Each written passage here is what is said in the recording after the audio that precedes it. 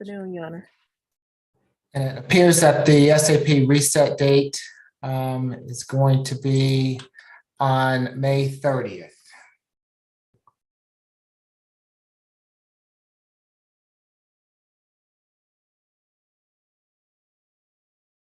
And courtroom 2, whenever you all are ready, let us know.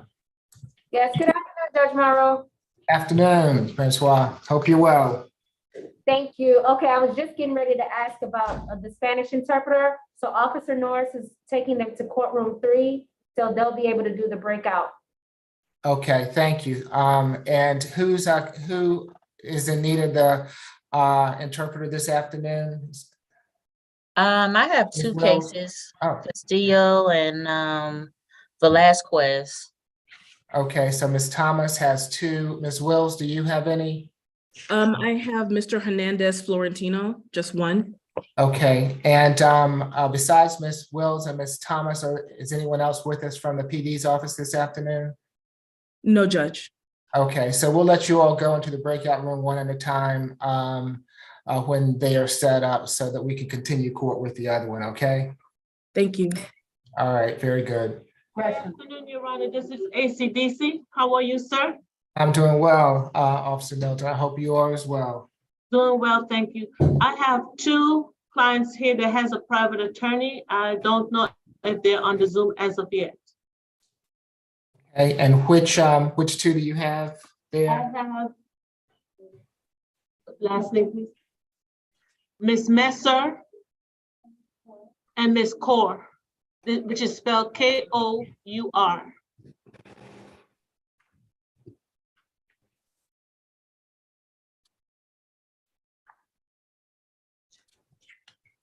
Okay.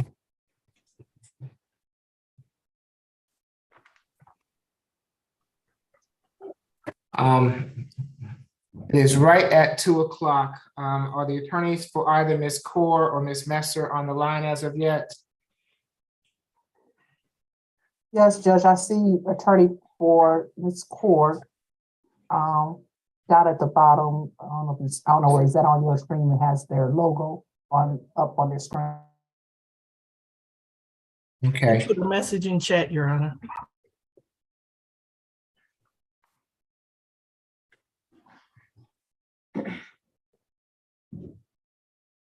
Okay, so we'll come back to Ms. Kaur as her attorney is in court at the present time. So who do we have in courtroom 2? This is going to be position number 9, Mr. Gresham. He's a conflict attorney. It's Ms. McLeod. Okay, good afternoon, Ms. McLeod. Good afternoon, Your Honor. Let's see. Yes, Mr. Hunter, I'm Judge Eric Morrow. This is the state court expedited accusation calendar that we're conducting by video to help prevent the spread of the virus. Do you agree to have your case heard by video? Yes, sir. Thank you. Mr. Gresham, you've been charged in case 23 CR 002951H with battery. Is there a history? Good afternoon, Ms. Jackson. Good afternoon, Your Honor. The defendant has 22 cycles. The defendant's last arrest was September the 7th, 2018 for obstruction of an officer in criminal trespassing and terroristic threats act and theft by taking. That was in Fulton County, Georgia. Those charges were dismissed on September the 2nd, 2022. The defendant does have prior felony convictions. There was one in 2008 for trafficking cocaine, and one in 2007 for possession of a firearm by a convicted felon, and one in 2003 for possession of a firearm by a convicted felon, and one in 1997 for possession of controlled substance, and one in 1992 for the violation of the Georgia Controlled Substance Act. And the defendant does have misdemeanor convictions. It's one in 2015 for DUI, one in 2003 for obstruction of an officer and possession of marijuana less than an ounce, and one in 2000 for a DUI. Nothing in addition, Your Honor. Thank you. Good afternoon, Ms. Falk. Good afternoon, Your Honor. This happened May 14th at 22 14th Street, Northwest in Atlanta. Sorry, I was actually looking at the wrong one. This happened on May 14th at 1421 Lavender Drive. Tommy Finley stated he was at Fred Tribble's home when the defendant showed up. They got into a verbal argument. The defendant attacked him, and Mr. Finley stated he ran out of the residence. Mr. Finley also stated he took the keys so that the defendant couldn't leave until the police arrived. He took the keys from the defendant's vehicle. Officers also spoke with Mr. Tribble, whose home it was, and Fred Tribble stated the defendant came into the residence. An argument happened between Mr. Finley and the defendant, and Mr. Tribble stated he left the room and then heard a fight beginning in the other room. When questioned, the defendant initially stated he had gone into the location, exited out of the vehicle, and seen Mr. Finley in his car trying to take his car keys, and he fought Mr. Finley to stop him from taking his car keys. However, once he was confronted with the version of events from both Mr. Finley and Mr. Tribble that the altercation actually happened inside the house, the defendant then did admit that a fight started inside the house and continued outside, and that Mr. Finley then took his car keys. Mr. Finley had a severely blackened eye, a laceration to his eye, and 3 raised knots on his head. As a result, he actually had to be transported to Emory Midtown. As you've heard from the pre-trial, the defendant has 22 cycles, notably those 2 possession for firearm by convicted felon and trafficking cases. We also noted a probation violation.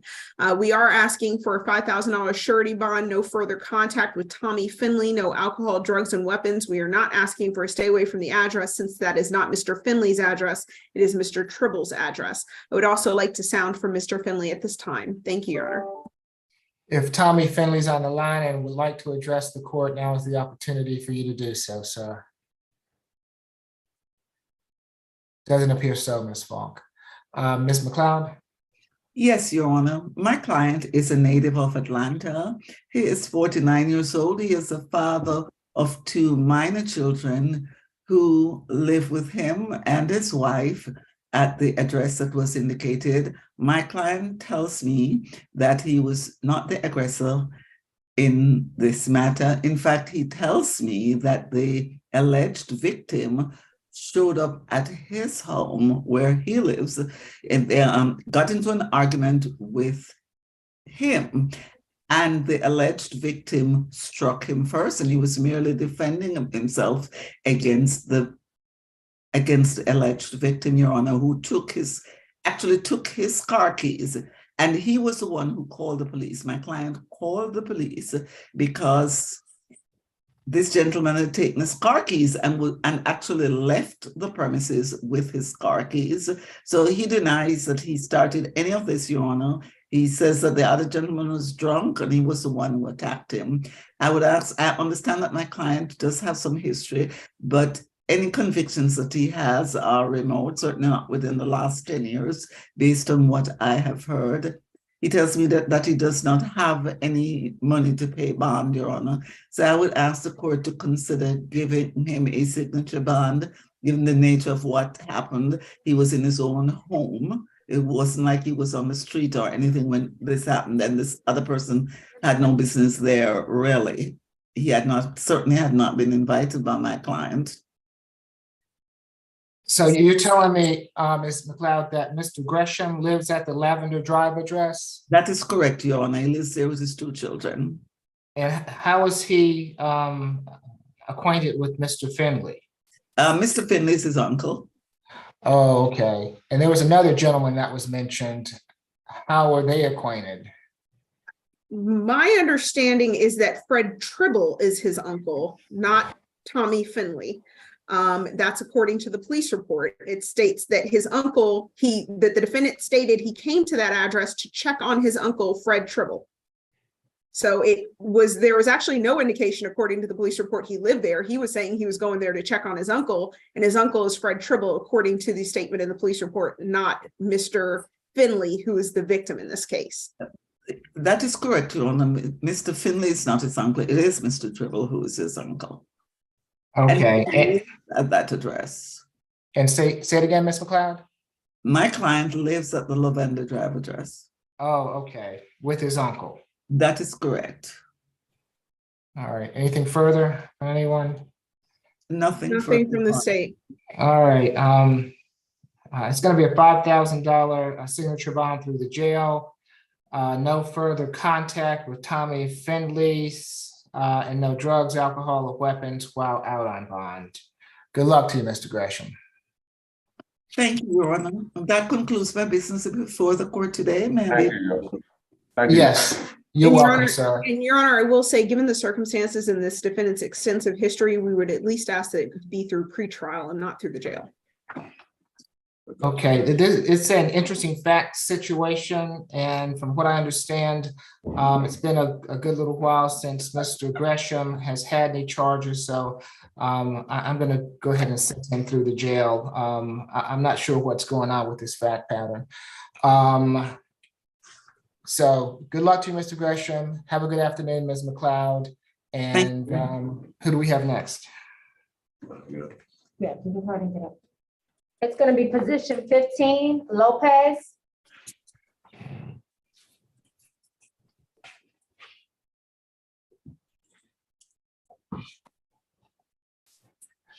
Good afternoon, Ms. Lopez. I'm Judge Eric Morrow. This is the state court expedited accusation calendar that we're conducting by video. Do you agree to have your case heard by video? Yes. Thank you. You've been charged in case 23 CR 002961E with battery family violence. Is there a history, Ms. Jackson? The defendant does not have any prior cycles, Your Honor. Okay, Mr. Young, good afternoon. Good afternoon, Judge. This incident occurred on May 14, 2023 at 1000 Park Avenue, Northeast Atlanta. The victim in the case is Darren Scholl. The spelling for the last name is Scholle. We would ask the court to sign for him when appropriate. On that day, law enforcement spoke with the victim, Mr. Scholl, who told law enforcement that there was a verbal altercation that began at the pool that continued once they were back home, where the accused had supposedly cursed him out about an incident at the pool. When she took her keys to leave, Mr. Scholl grabbed them and shut the door. That is when the accused hit her knee on the door. She fell back, and when he tried to help her up, she reached up, scratching him in multiple locations. The state does have some concerns as far as influencing the witness, given that they have to have contact and they have lived together. Our office has not had any contact with the victim, but the state's recommendation is a $3,000 surety bond, no further contact with the victim, stay away from the incident location, 1 day anger awareness, and no alcohol, drugs, or weapons while on bond. Who is, okay, thank you, Mr. Young. Let's see, if Mr. Darren Scholl is present and would like to address the court, now is your opportunity to do so. Doesn't appear that he's with us, Mr. Young. Ms. Wills? Good afternoon, Your Honor. Ms. Wills, let me just ask, just for my, I normally see your name as W-I-L-L-S. Today it's W-I-L-L-I-S. I want to make sure that I'm saying the right name. I think someone changed my name for me. It's Okay. Okay, I just wanted to make sure. Go ahead. Okay, I'm trying to rename myself. Ms. Lopez is 24 years old. She has been in Georgia for the past 4 years and does have a support system here. This is her first arrest. She has obtained her high school diploma. She does not have any children, and she is currently unemployed at this time. She and it is pronounced Shelley. My client and Mr. Shelley have resided together since 2021. Again, this is my client's first arrest. She states that Mr. Shelley became angry with her after she was at the pool and exchanged phone numbers with one of her neighbors in a platonic, friendly way. That the argument then proceeded once they got to the apartment, and that it was actually Mr. Shelley who initiated the physical contact between the two of them. My client states that Mr. Shelley snatched her telephone or her cell phone and her keys out of her hands, threw her against the wall, and that she called the police after being attacked. She pushed Mr. Shelley to get her off, or to get him off of her. So any contact that was made between herself and Mr. Shelley was out of self-defense. My client states that she would like to return home to her residence, that she's not afraid or fearful of Mr. Shelley. I did reach out to Mr. Shelley, however, he did not answer the phone and his voicemail was full. Again, my client is unemployed, and so I would request a signature on bond. Your Honor, if I may briefly, I was just updated. Our office did have contact with the victim. And he stated that he would wish for the victim for the accused to return home, and he would like no further violent contact. However, the state does still have some concerns. And he also told our office that the victim had been drinking that day. And so I believe that may have played a role in him for trying to prevent her from leaving. Okay, thank you, Mr. Young. It's going to be a $3,000 signature bond through pretrial per the judge, 1-day anger awareness, no further violent contact with Mr. Shelley, and no drugs, alcohol, or weapons while out on bond. No alcohol means absolutely no alcohol, Ms. Lopez. So if alcohol was involved in this matter, you should not have any alcohol while you're out on bond. Good luck to you, ma'am. Thank you, I appreciate it. You're welcome. Position 8, grant. I actually requested a breakout room for that case. Okay, do you need to speak with him, Ms. Wills? No, there's MH possibly. Okay. Do we have other cases that need a breakout room today besides Mr. Grant? It's Miss Grant and then also. Oh, Miss Grant, excuse me. And Mr. James, position 13. Okay. State is also requesting a breakout on position 1, John Attell.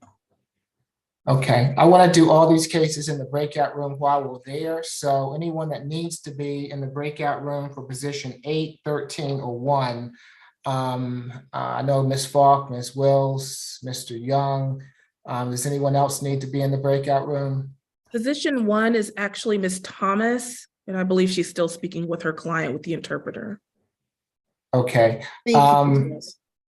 So if Ms. Thomas does come out of the breakout room, if you'll put her in with us for position 1. In your honor, I'd also like if ASG Reddick could join us in the breakout. She is a new ASG with our office. However, is not new to the practice of law, but she hasn't observed a breakout with us before. Okay, very good. And Ms. Reddick. Your Honor, briefly, we also need a breakout for position 22, Ms. Margaret Wawaru, a public indecency case. Okay, and whose case is that? Is that yours, Ms. Wells? That is also Ms. Thomas's. Okay, so 1 and 22. So if Ms. Thomas does return, Ms. Lewis, if you can put her in the breakout room with us. You said position 22? We're going to go into a breakout room on positions 8, 13, which are Ms. Will's cases. We also need a breakout room for position 1 and position 22, which are the other PDs. So, yes. I would like to do all the breakouts at the end. Okay, that's fine with me also. So who do we have next? So those are the breakouts that you can hold off on. The ones that I just mentioned, and we'll get those done at the end. Okay, position 10, Harrison. Harrison. And after position 10, Your Honor, we have Ms. Messer, her attorney, Chris Bishop is on the Zoom. Judge, good afternoon. Yes, good afternoon. So where are we going right now? I would like to do the private attorney first, Your Honor, if you don't mind. Thank you. Okay, and tell me again what position that is. Ms. Messer is position 16. Okay. Good afternoon, Ms. Messer. I'm Judge Eric Morrow. This is the State Court Expedited Accusation calendar that we're conducting by video. Do you agree to have your case heard by video? Yes, sir. Thank you. You have been charged in case 23 CR 002950C with improper erratic lane change, driving under the influence of alcohol less safe, and driving under the influence of alcohol with a concentration of 0.08 grams or more. Is there a history, Ms. Jackson? The defendant does not have any prior arrests on file, Your Honor. The defendant appeared to meet the criteria for a UJR due to jail. Nothing in addition. Thank you. Mr. Young? Yes, Your Honor. I was barely following along. Which defendant is this? This is position number 16, Ms. Messer. Okay. Yes, Your Honor. This incident occurred yesterday, not yesterday, May 13th, 2023 on Georgia Highway 9, where law enforcement initiated a traffic stop after the driver failed to maintain lane while operating at inconsistent speeds. When an officer made contact, he detected an odor of alcohol, and the accused had admitted to consuming alcohol. So the state was asking for a $5,000 split bond. So $3,000 surety on the DUI per se, $1,000 surety on the lane change, and $1,000 signature on the DUI less safe and no alcohol, drugs, or weapons while on bond. Yes, Mr. Bishop. Yes, Judge, thank you. We'd be asking for a signature bond on this, Judge, or a minimum of $1,000 bond with maybe a condition that she get an alcohol evaluation per the conditions of the bond, and obviously attend court when required. And keeping up with me, I've been in contact with her mother over the weekend. There's as you've just heard, there's no prior arrest history. Obviously, I'd like to get into it and see what the information is, but first lifetime arrest, we'd ask for a $1,000 bond.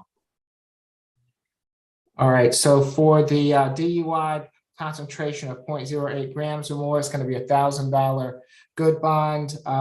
For the DUI less safe, a $250 good bond. For the improper erratic lane change, a $250 good bond, makes for a total of a $1,500 good bond.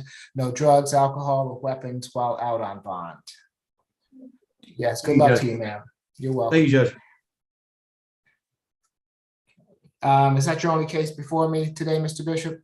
Yes, Judge, thank you. This is my first time getting in here, so and I just got out of state court in Cherokee County, so I apologize for being a little bit late in there. Thank you very much. No worries. Have a good afternoon. Oh, shit. Who do we have next? Position Yeah, position 10, Harrison. 10. Okay. Good afternoon, Mr. Harrison. I'm Judge Eric Morrow. This is the state court expedited accusation calendar that we're conducting by video. Do you agree to have your case heard by video? Yes, Your Honor. Thank you. Mr. Harrison, you've been charged in case 23 CR 002965E with criminal trespass and willful obstruction of a law enforcement officer. Is there a history, Ms. Jackson? The defendant has 60 cycles. The defendant's last arrest was February the 9th, 2023 in Fulton County for criminal trespassing and obstruction of an officer. There was no disposition for that arrest. The defendant does appear to have an open case pending in Villa Rica, Georgia, for theft by shoplifting and obstruction of an officer. And also the defendant appeared to have an additional open case pending in Manatee County, Georgia, for past or forged or altered instruments, some type of fraud. The defendant does have prior felony convictions. This one in 2012 out of Gwinnett County for 2 counts of forgery in the first degree, one in 2010 out of Cherokee County for financial identity fraud, and one in 2009 for burglary and possession of tools for commission of a crime, an additional one in 2009 for burglary. And I apologize for being out of order. There was one in 2012 out of Bartow County for forgery in the first degree.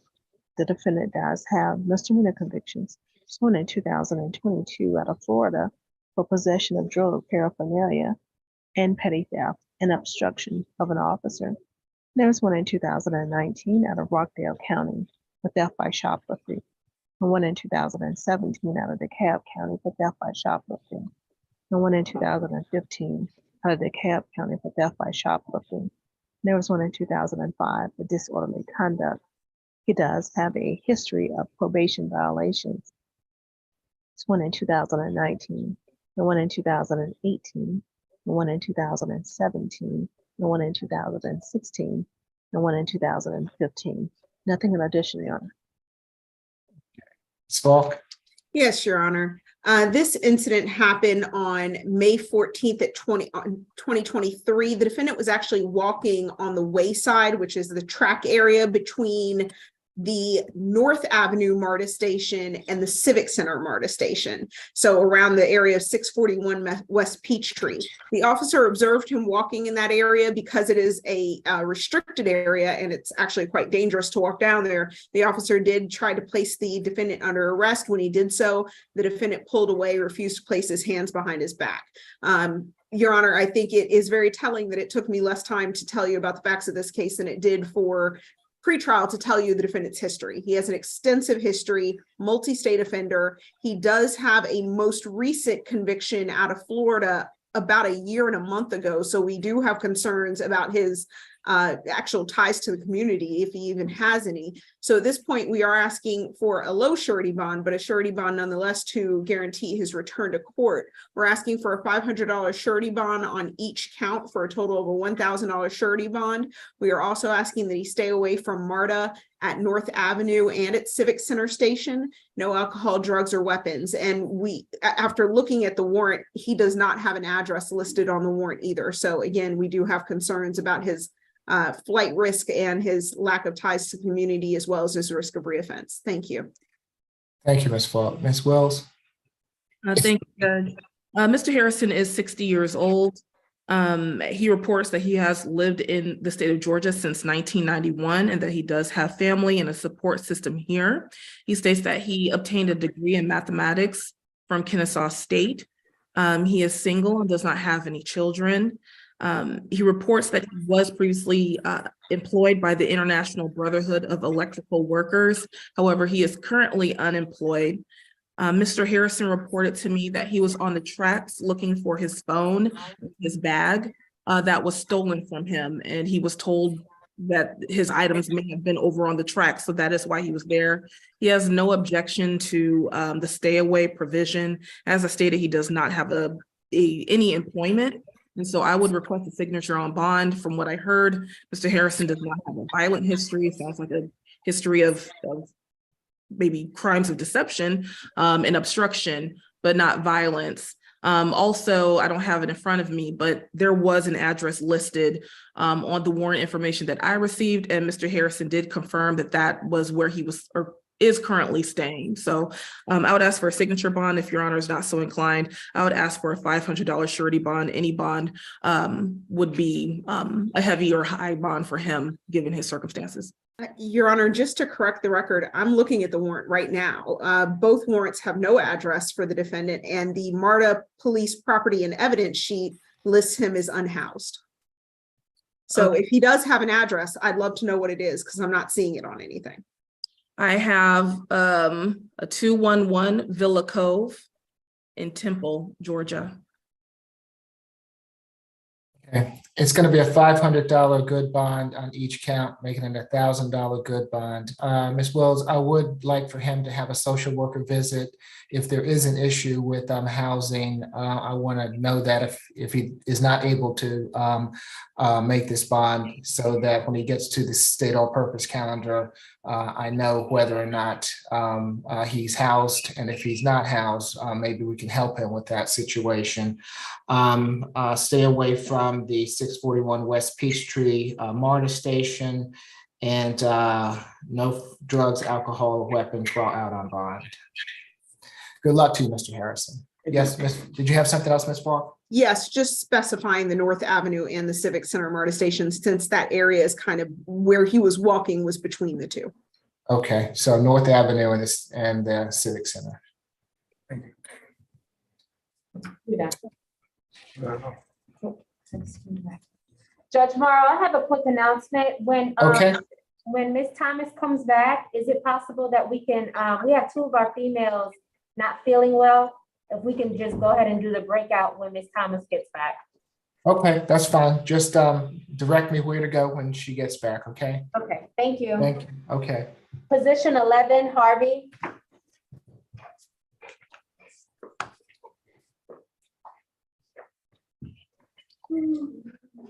Good afternoon, Mr. Harvey. I'm Judge Eric Morrow. Good afternoon, sir. I'm Judge Eric Morrow. This is the State Court Expedited Accusation Calendar that we're conducting by video. Do you agree to have your case heard by video? Yes, sir. Thank you. Mr. Harvey, you've been charged in case 23 CR 002966A with possession of a pistol or revolver by a person under 18 years of age. Is there a history, Ms. Jackson? He has one prior cycle. He was arrested on October the 9th, 2022 in Fulton County, a criminal attempt to commit a felony and aggravated assault, 2 counts, and possession of a pistol or a revolver by a person under the age of 18 years old, and aggravated battery and simple battery. That case appeared to be still pending. That case number is 22 CP 213055. Nothing in addition, Your Honor. Thank you. Mr. Young? Yes, Judge. This incident occurred on May 13th, 2023 at the intersection of Old Hayfield Road Southwest and Cleveland Avenue Southwest. Law enforcement were responding to the report of a person being struck, that person being the accused in this case. Upon review of a video, law enforcement officers were able to observe the firearm flying from the waist area of the accused once he was struck by a vehicle. The state does have concerns about reoffending, given the fact that the accused is out on a $130,000 good bond for those said charges.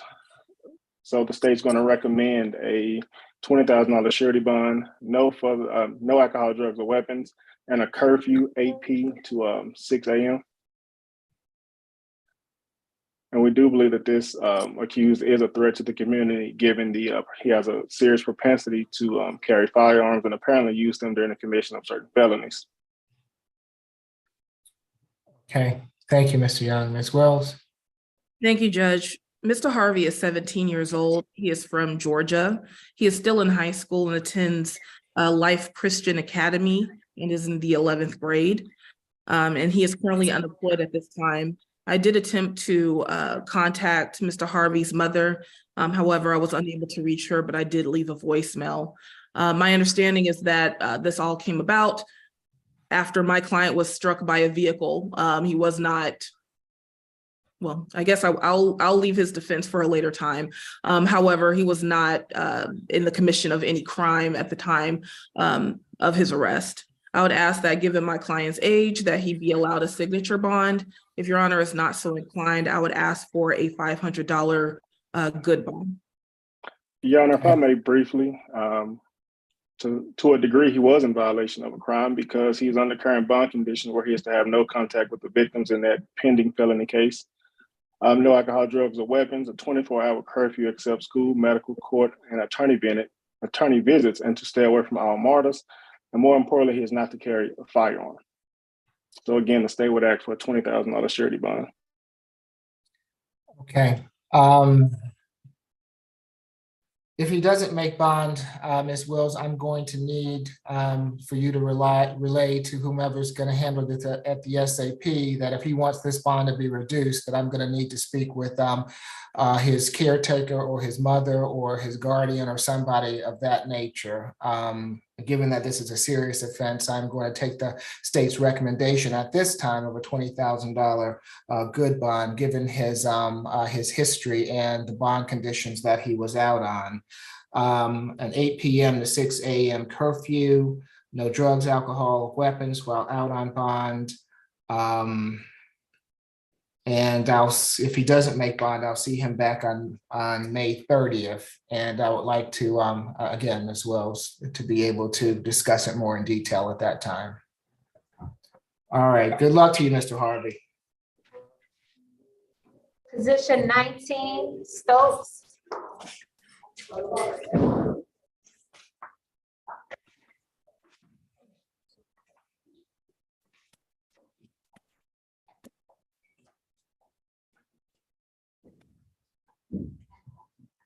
Good afternoon, Mr. Stokes. I'm Judge Eric Morrow. This is the State Court Expedited Accusation Calendar that we're conducting by video. Do you agree to have your case heard by video? Yes, sir. Thank you. Mr. Stokes, you've been charged in case 23 CR 002945E with simple battery family violence. Is there a history, Ms. Jackson? The defendant does not have any prior cycles, Your Honor. Good afternoon, Ms. Reddick. Is this your case? Yes, Your Honor, it is. Okay, very happy to have you with us. Thank you, Judge. I'm happy to be here. Okay, thank you. Yes, you can continue. Thank you, Judge. This incident occurred on May 15, 2023 at 7830 Wellsford Point in Atlanta. The alleged victim is Miss Wakithia Card. Your Honor, I would ask that you sign for her when appropriate. She is the mother of the defendant, Mr. Mr. Christopher Lennox Stokes. Officers responded to the above location. They met with Ms. Card, who advised that she and the defendant were in a verbal argument when the defendant jumped on her back twice, forcing her to try to defend herself. She had no visible injuries. At this time, Your Honor, Ms. Card is okay with her son returning home. She also has a 19-year-old daughter that lives at the location. We are asking for a $5,000 signature bond for pretrial services, no further violent contact with his mother, 1 day anger awareness, no alcohol, drugs, or weapons, and a curfew from 8 p.m. to 6 a.m. And if I missed it, Your Honor, I wanted to let the court know that he is an 18-year-old young man. Okay. Good afternoon, Ms. Card. I see you there. If you would like to address the court, we're happy to hear from you, but you'll have to raise your right hand for me. Do you swear affirm the testimony you're about to give before this court be the truth, the whole truth, and nothing but the truth? That is correct. Okay, you can put your hand down, Ms. Card. What would you like to tell the court? Christopher is not a bad child. This was a once in a lifetime event, and I hope that this is something that he takes a hard lesson from. I heard the prosecutor ask for a curfew. Unfortunately, he does work at Chick-fil-A. Would that conflict with his work hours because he works late if he were to maintain everything else within the requirements for him to be out? Is he still in school, Ms. Card, or has he graduated? He graduated last year. Okay. And he's living with you, working at Chick-fil-A? Yes. What time does he normally get off from Chick-fil-A? 10:30, and he works 30, 40 hours, almost 40 hours a week. Okay, so is he normally home by 11? Yes. Okay. And I take it that he doesn't go to work before 6 a.m. No. Okay. Thank you, ma'am. Ms. Wells, do you have any objection to a $5,000 signature bond through pretrial, 1 day anger awareness, no drugs, alcohol, or weapons, and a curfew from 11 p.m. to 6 a.m.? Your Honor, I would ask for a $3,000 signature bond, given my client's age, and this is his first arrest. I also would object to the curfew. I'm not sure what the purpose is. This was a domestic incident. He wasn't out late or somewhere where he shouldn't have been. So I would object to the curfew. But other than that, no objection to the anger management. My client did report that he does work at Chick-fil-A. I'm not sure how whether his hours rotate at all. And he stated he does not intend to return to the home with his mother. He does not plan to return home? Well, maybe is that what you said? Yes, that's what he had planned to do. But if there's no violent contact, we would not have any objection to that. Okay. Well, I don't know where he's going to reside, given that he's been with his mom the whole time. I'm certainly going to impose a curfew if he's not going to be staying with his mother. So it'll be a $3,000 signature bond through pretrial, 1 day anger awareness, no further violent contact with Ms. Card, a curfew from 11 p.m. to 6 a.m., and no drugs, alcohol, or weapons while out on bond. All right. Good luck to you, Ms. Card. You also, Mr. Stokes. Your Honor, I apologize Yes. for interrupting. Would that be with a parental cosigner or adult cosigner, since he's 18 years of age? Yeah, are you willing to co-sign to get him out, Ms. Card? His father is able to co-sign to get him out. And what is his father's full name? Robert Stokes. And does Mr. Stokes live at a different location than you? Yes. Okay. Mr. Stokes is going to also have to bring with him some type of verification of where he resides. That can be, he's going to need to bring a driver's license to identify himself, and he's also going to need to bring a utility bill. Okay. Okay. Your Honor, I guess I would just ask for the benefit of my client, if he does return to his mother's home, would he still be subject to a curfew? I think that nothing can go wrong with having him have a curfew while he is dealing with these charges, especially since this is a first arrest, and let's get him on the straight and narrow. Okay. Okay. All right. All right. Good luck to you, Mr. Stokes. Thank you.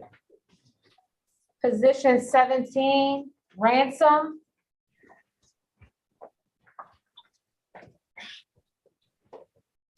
Excuse me, Judge, Miss Thomas is out of the breakout room. Do Miss Willis need to go in at this time? Okay. Whose client is Mr. Ransom? Ransom is my client. Okay, let's do Mr. Ransom since he's seated there. Then we'll put Ms. Wills into the breakout room with her client, and then courtroom 2 if you'll go to Ms. Thomas's cases for me. Okay, don't forget, Judge, I wanted to do the breakout because I have 2 females that are not feeling well. Oh, okay. So you want to do the ones that need the breakout. Well, yeah, Right. And are both those cases Ms. Thomas's cases? I did The two breakout two- sessions with the interpreter. Are there two missed- additional? Mr. Hernandez Florentino is still waiting. Okay, so I was told, Ms. Thomas, I believe while you were in the breakout, that a breakout's going to be needed for positions number 1 and number 22, which I believe are your cases. Number 1, Atel is my case, and then you said position 22. Waruru, yes, those are mine. Okay, so we're going to need a breakout room for those. So would you like for me to go into the breakout room with everybody now to get all the breakout rooms done? yeah, just because I Okay. have 2 females not feeling well, so. Okay, so we'll do that now. We'll go into a breakout room now with let's see, Ms. Lewis, do you still know who needs to go into the breakout room with me? It's pretty much everybody. I think I got it. If not, then they'll raise a hand and let me know. Okay, thank you. Oh, Judge Morrow, is it possible? Yes. Because I do see the Spanish interpreter is still on. Can they do the breakout for that as well, for Ms. Will's cases?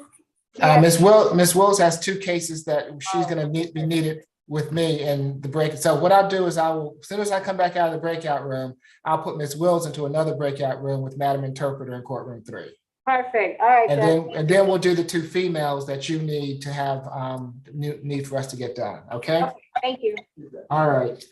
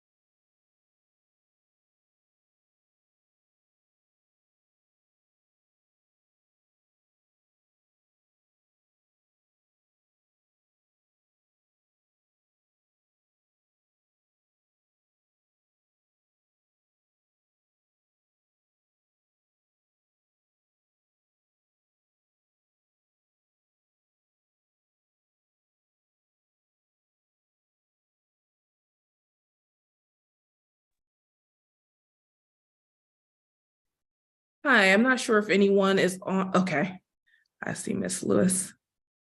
You need to go in the breakout room right now for the interpreter? Yes, I'm not sure. I see courtroom 3, but I'm not sure. Oh, I see there's 3 clients back there. So I guess. Okay. I'll put you in. I'll put you in right now.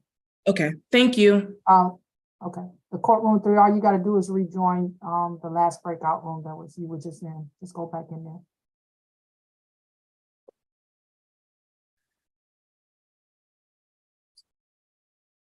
Excuse me, am I supposed to join too? Now, just go back in there. Yes. Thank you.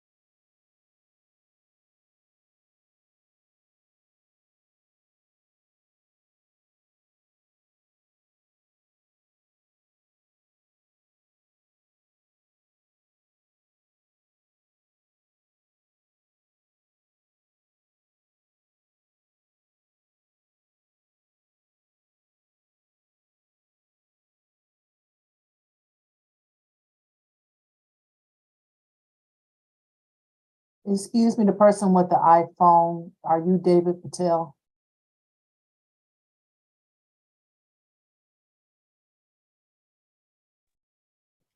Excuse me, David Attell is Johnny Attell's father. I'm his mother. I'll let him know they're trying to call you. Is he on the Zoom? Yeah, it's David's iPhone. Okay, they want him in the breakout room. I just need for him to start his video because he was laying in the bed and I had to turn off his video because he kept moving around. And can you start your video too, ma'am? Sure. Okay, and you are, I'm Johnny's mom. okay, so apparently they want both of y'all in the breakout room. I'm about to put you in the breakout room and then you have to select it, okay? Okay. All right.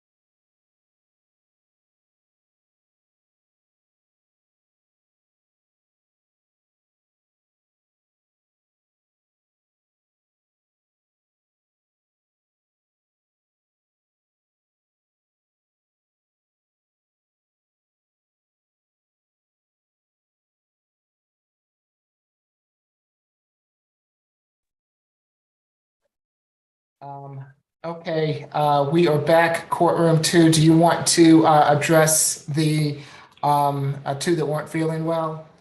Yeah, we can do that, Your Honor. How you doing? It's I'm doing well. Good to hear you. Yes, sir. We can go to position number 8, Ms. Grant. Grant.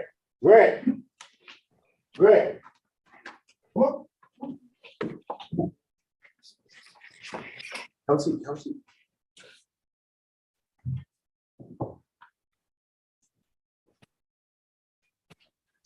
Good afternoon, Ms. Grant. I'm Judge Eric Morrow. You have been charged in case 23 CR 002955H with battery. I've had the opportunity to speak with your counsel and with the solicitor regarding this charge in a breakout room on your behalf. At this point in time, it's going to be a $15,000 good bond. No further contact with the alleged victim, Ms. King. Stay away from the 221 22 14th Street Northwest address. No drugs, alcohol, or weapons while out on bond, and there's to be a mental health evaluation that will be submitted by counsel. Okay, Ms. Grant, good luck to you, ma'am.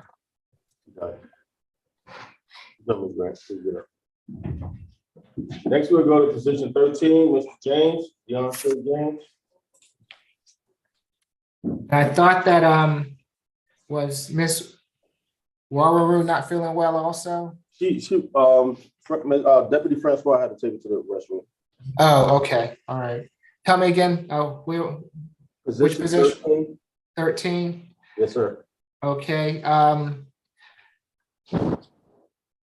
Mr. James, we've also had the opportunity to speak with your counsel and a solicitor in a breakout room.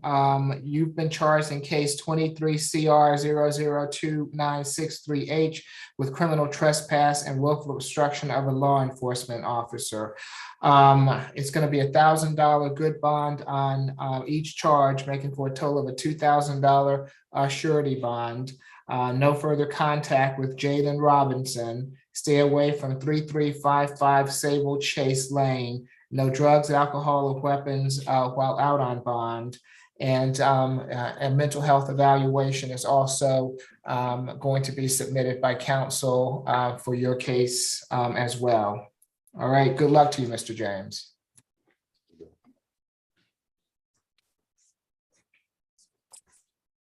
Your Honor, she hasn't gotten back as of yet. Can we go to position number 6, Ms. Coronel? We also did position number 1 in the breakout. Do you have? Is Mr. Okay, yes, we can go to position number 1, Mr. John Attell. Okay. Come on.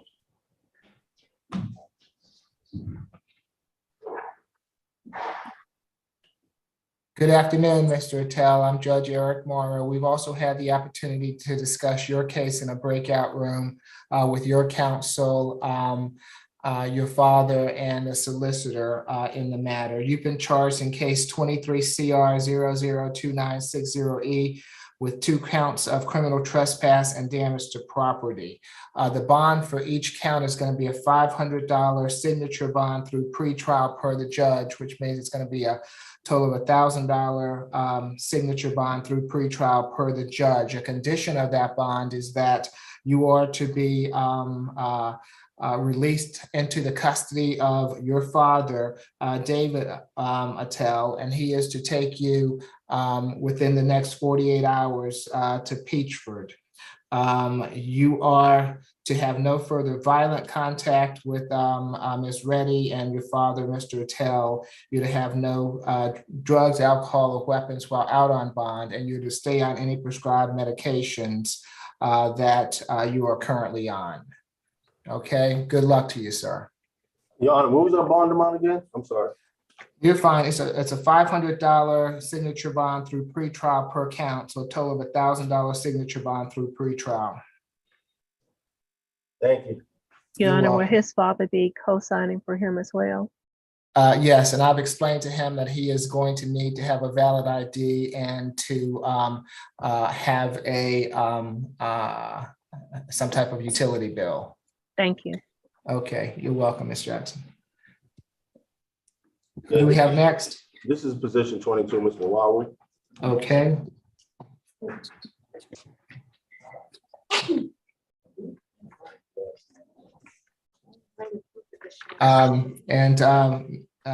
Ms. Waller, we've also had the opportunity to discuss your case in a breakout room. You've been charged in case 23 CR 0029568 with one misdemeanor offense. Your bond is going to be $1,000 surety bond. You're to stay away from the 1105A Holcomb Bridge Road address, which I believe is the Exxon with some other locations there. You to have no drugs, alcohol, or weapons while out on bond. You to stay on any prescribed medications that you're currently on. And we're going to have a social worker come visit you to assist you with anything that you might need assisting with. All right, Ms. Waller, good luck, ma'am. Thank you. You're welcome. Position 6, Ms. Cornell.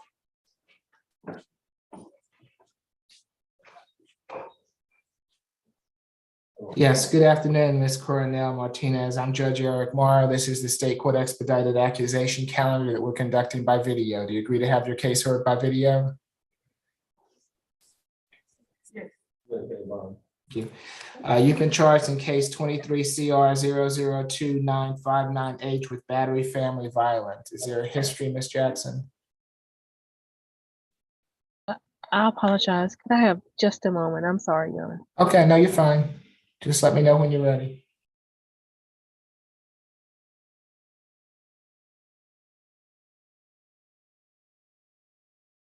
I'm ready, Your Honor.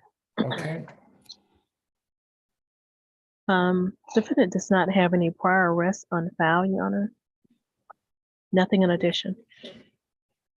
Ms. Falk? Yes, Your Honor. This happened May 14th, 2023 at 1000 Nassau Court in Alpharetta. Jose Trapala stated that the defendant, with whom he shares a child, he had requested that she leave the residence. The defendant then struck him with a bottle of Raid. The defendant admitted they were having an argument and she threw a can of Raid at him because she was mad. The defendant did state that Mr. Trapala stated that the defendant, when the defendant threw the can of Raid at him, she would have struck him in the head, but he was able to throw up his arm and block the can. He did have a red bruise on his forearm. We did have an opportunity to speak with Mr. Trapala, and we do ask the court to sound for him. He stated that he and the defendant are in a relationship, but they are not married. They live together and share 4 children. He stated the defendant is always aggressive and he always has to defend himself. And he stated that this is not the first time the police have been called out, but this is the first time the defendant has been arrested. He stated further, he wants no contact with the defendant. He wants her to stay away from the residence, and he will need a third-party transfer of the children. He also asked for agreed to a one-time law enforcement escort to retrieve her belongings. Mr. Trapala, according to his statement to victim advocates, stated he would be on the Zoom. To that end, we are asking for a $2,000 surety bond through pretrial, not through pretrial services, a $2,000 surety bond, stay away from 1000 Nassau Court, no further contact with Jose Trapala, 1 day anger awareness, and we are agreeable to the third-party transfer of the children.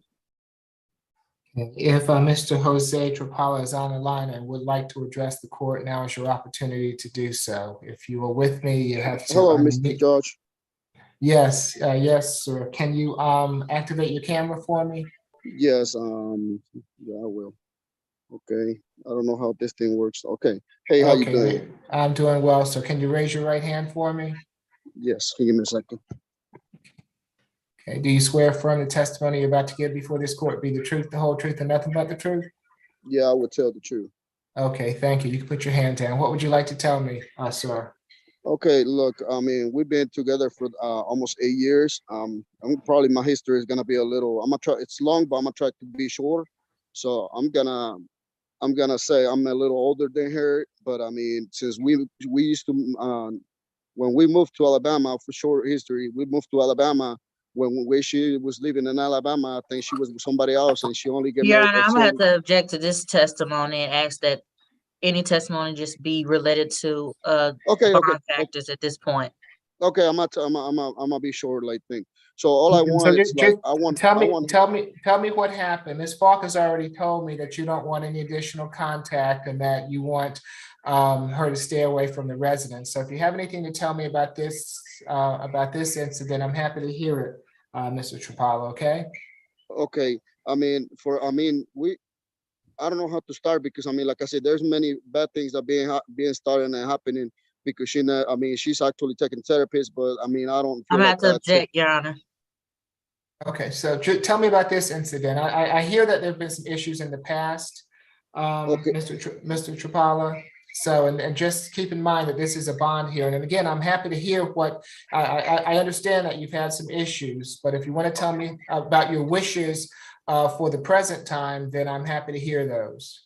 And Your Honor, if I may interject, I would, just state that the fact that there are prior difficulties are relevant, especially to the Ayala factor of a risk of reoffense.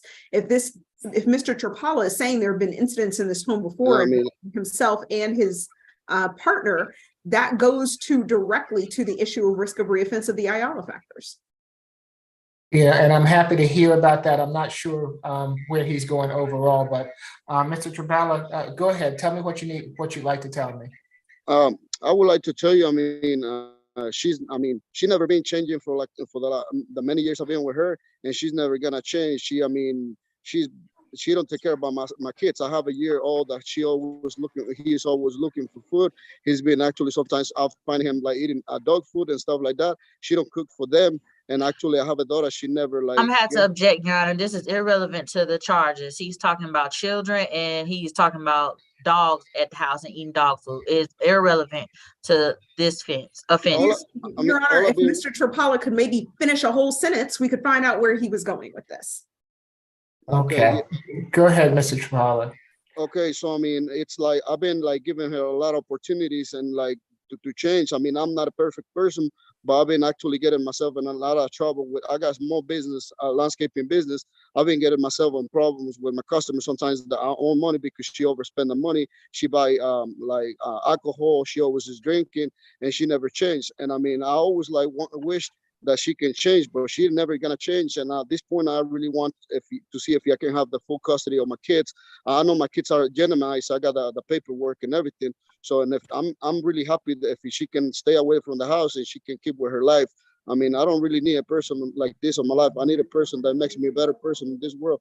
But I mean, she never gonna do it. She never changed. She hates me. I got a bunch of videos and things like if we go to court for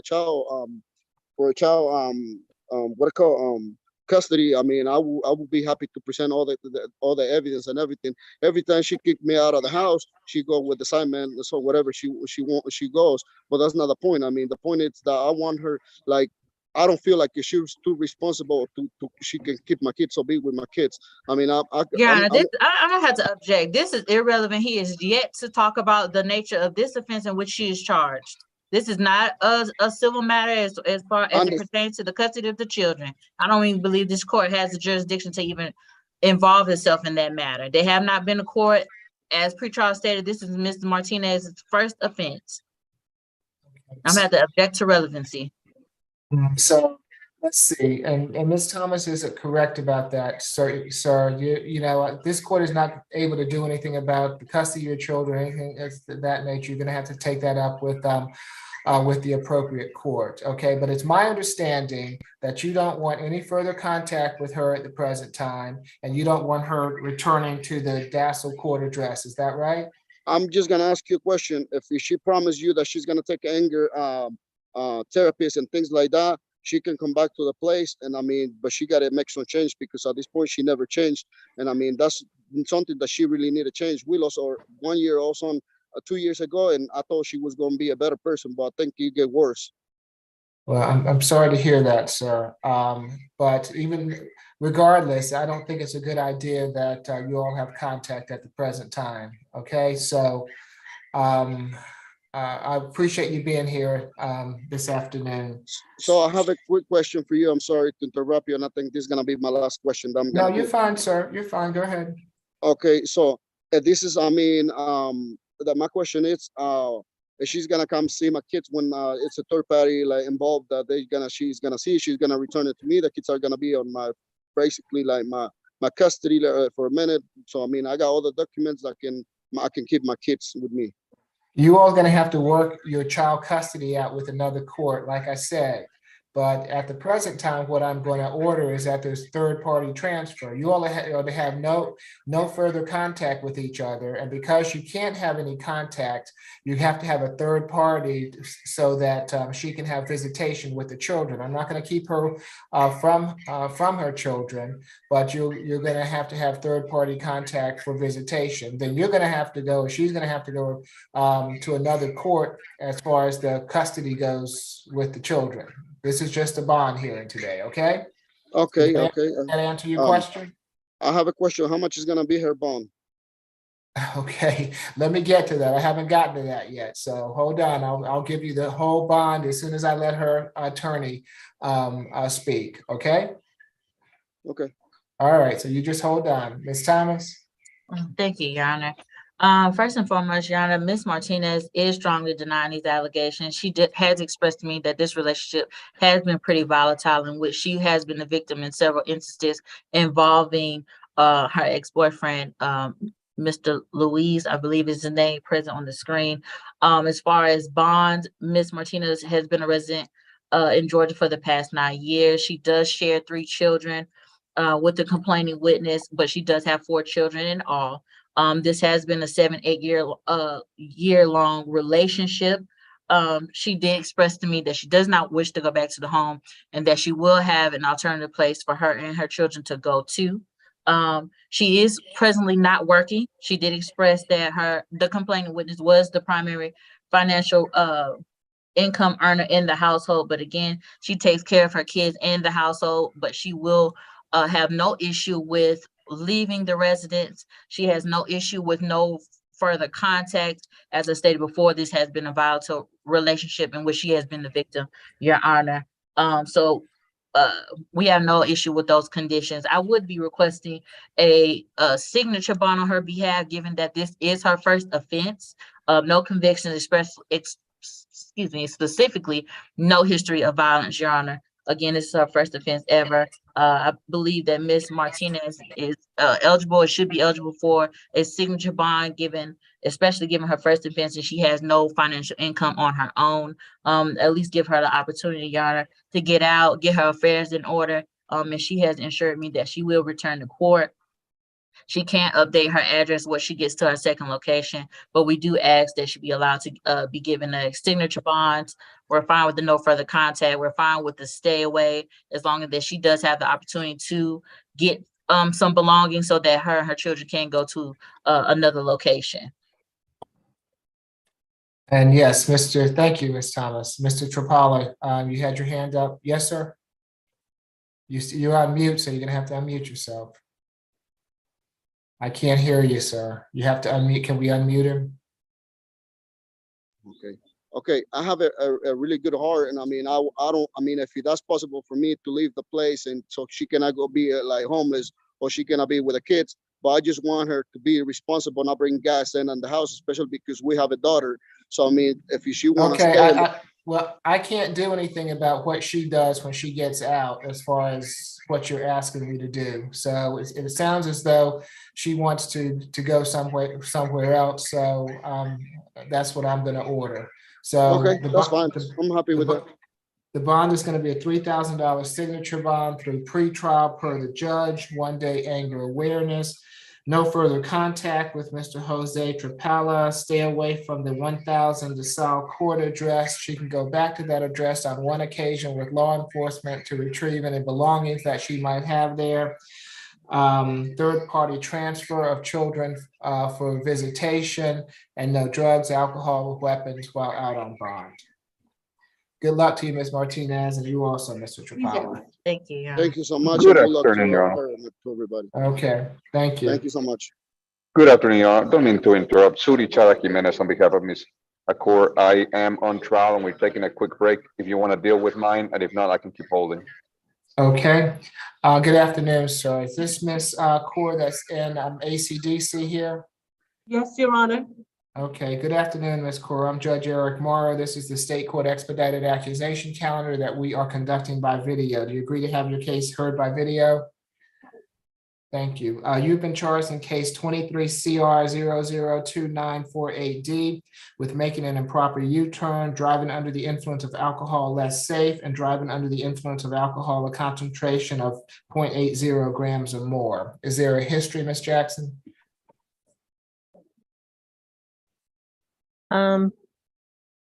The defendant does not have any prior arrests on file. The defendant appeared to meet the criteria for a UJR to the jail. Nothing in addition, Your Honor. Okay, Mr. Young. Your Honor, I did, like I need to double check now, a previous arrest from Cobb County for DUI. That was 4/4/2023. In regards to this incident on May 14, 2023, Canton Street in Roswell, law enforcement initiated a traffic stop after they observed the accused make an illegal U-turn that nearly caused an accident. Upon making contact with the accused, there was an odor of an intoxicant coming from her person. Her eyes were watery and red, and she did admit to consuming alcohol. There was a danger. The state is concerned about the danger to the community given the drinking and driving and making U-turns to the extent it almost causes an accident, plus the risk of reoffending with the DUI to Cobb County. So the state's recommendation is a $5,000 split bond. It'll be $3,000 per se for the DUI, $1,000 surety for the improper turn, and a $1,000 signature for the DUI over 0.08, and no alcohol, drugs, or weapons while on bond. Yeah, yes. and my client is a 25-year-old college graduate. She graduated from UGA. She's gainfully employed. Her mother is on the call, Mrs. Gurdeep Kaur. She's been on the call this whole time waiting on my conflict, and I apologize for the delays. Very strong ties to the community. She has lived in Georgia since 2001. She does have a pending, the state is correct, and I was double checking with the officer pre-trial. I don't think my texts were read. But yes, she does have a current Cobb County where she is represented. She does not have a conviction. She's only scheduled for arraignment, and she's represented by an attorney there who's also filing the case. In this case, we know it's an improper U-turn from what the state said. We'd like to see what the evidence, whether or not the stop was legal. She has 2 DUI charges, as the court very well knows. That's in the alternative. They're not going to go forward on both. So I would think it'd be improper for her bond to be doubled just because they're charging in the alternative. Based on her lack of criminal convictions, very strong ties to the community, gainfully employed. There are no victims or witnesses that she would intimidate. There's no likelihood to reoffend or commit any felonies while out on bond. We are respectfully asking that you grant her a unsecured judicial release that is recommended by pretrial.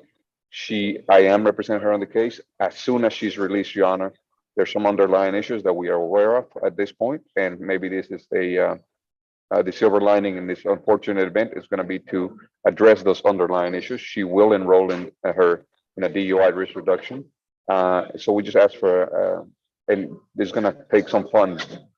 She's also going to do an alcohol drug evaluation and treatment as recommended. And again, that's going to take money, Your Honor. And as a young woman, we just ask that you do a signature bond. And my judge is back, so I got to go soon. All right, so for the improper U-turn, a $500 good bond. For the less safe, a $500 good bonds. For the 0.08 grams or more, $1,000 good bond, makes for a total of a $2,000 good bond.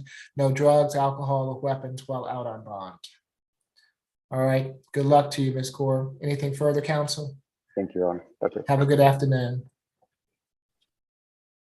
Who do we have next? Are we ready for the Spanish interpreter cases, Judge? Yes, I believe that we are. Would you like us to go there next? Yes, position 21, Valquez. Okay.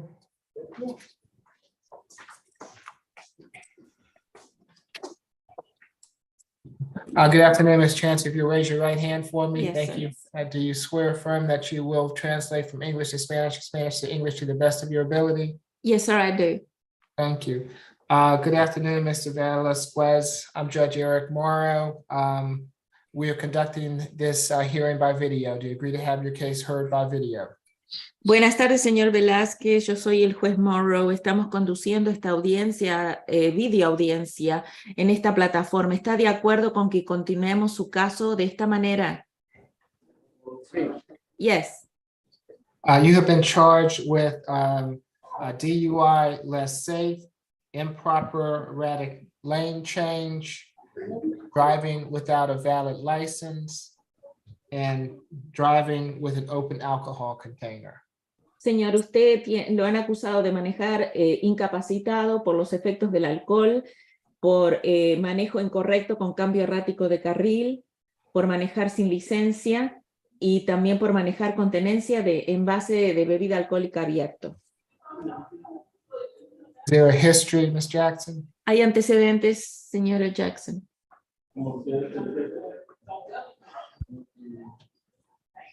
The defendant does not have any prior arrests on file, Your Honor. The defendant appear to meet the criteria for a UJR through the jail. El señor no tiene antecedentes penales registrados y cumple los requisitos para recibir fianza a través de la cárcel. Mr. Young? This incident occurred on May 13th, 2023 at Old Holcomb Bridge Road and Holcomb Bridge Road. Este incidente ocurrió el 13 de mayo del 2023 en Holcomb Bridge Road, and what was the second road, sir? Holcomb Bridge. And Holcomb Bridge. Thank you. Law enforcement responded to a traffic crash reported at this location. La policía respondió a un accidente de auto en esta localidad. Law enforcement spoke with the accused whose eyes were red and watery. La fuerza del orden habló con el acusado, quien tenía los ojos rojos enrojecidos. I need you to sit down, man. Come on, man. Sit down. This is court. Sit down.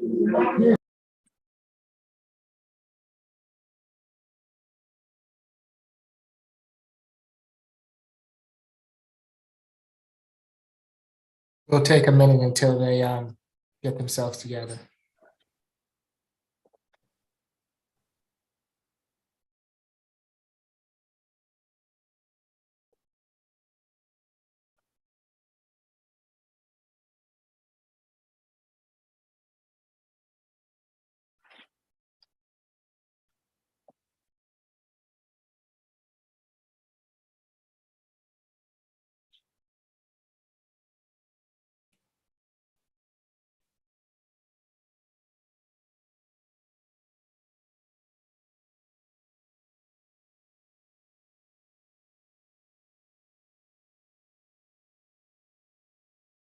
We're ready, Judge. Okay.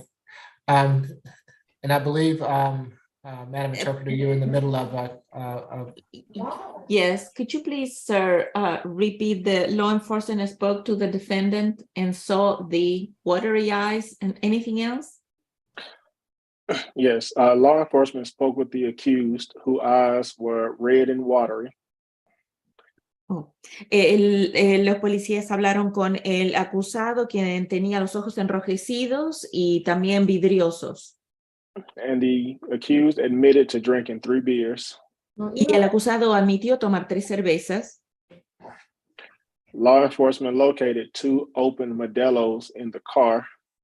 La fuerza del orden, los oficiales encontraron 2 cervezas modelo abiertas dentro del vehículo. The accused refused to perform the standardized field sobriety test. El acusado rechazó tomar el test de sobriedad en el área. But the accused blew a 0.237%. Pero al soplar en el alcoholímetro, el nivel de resultado fue 0.237%.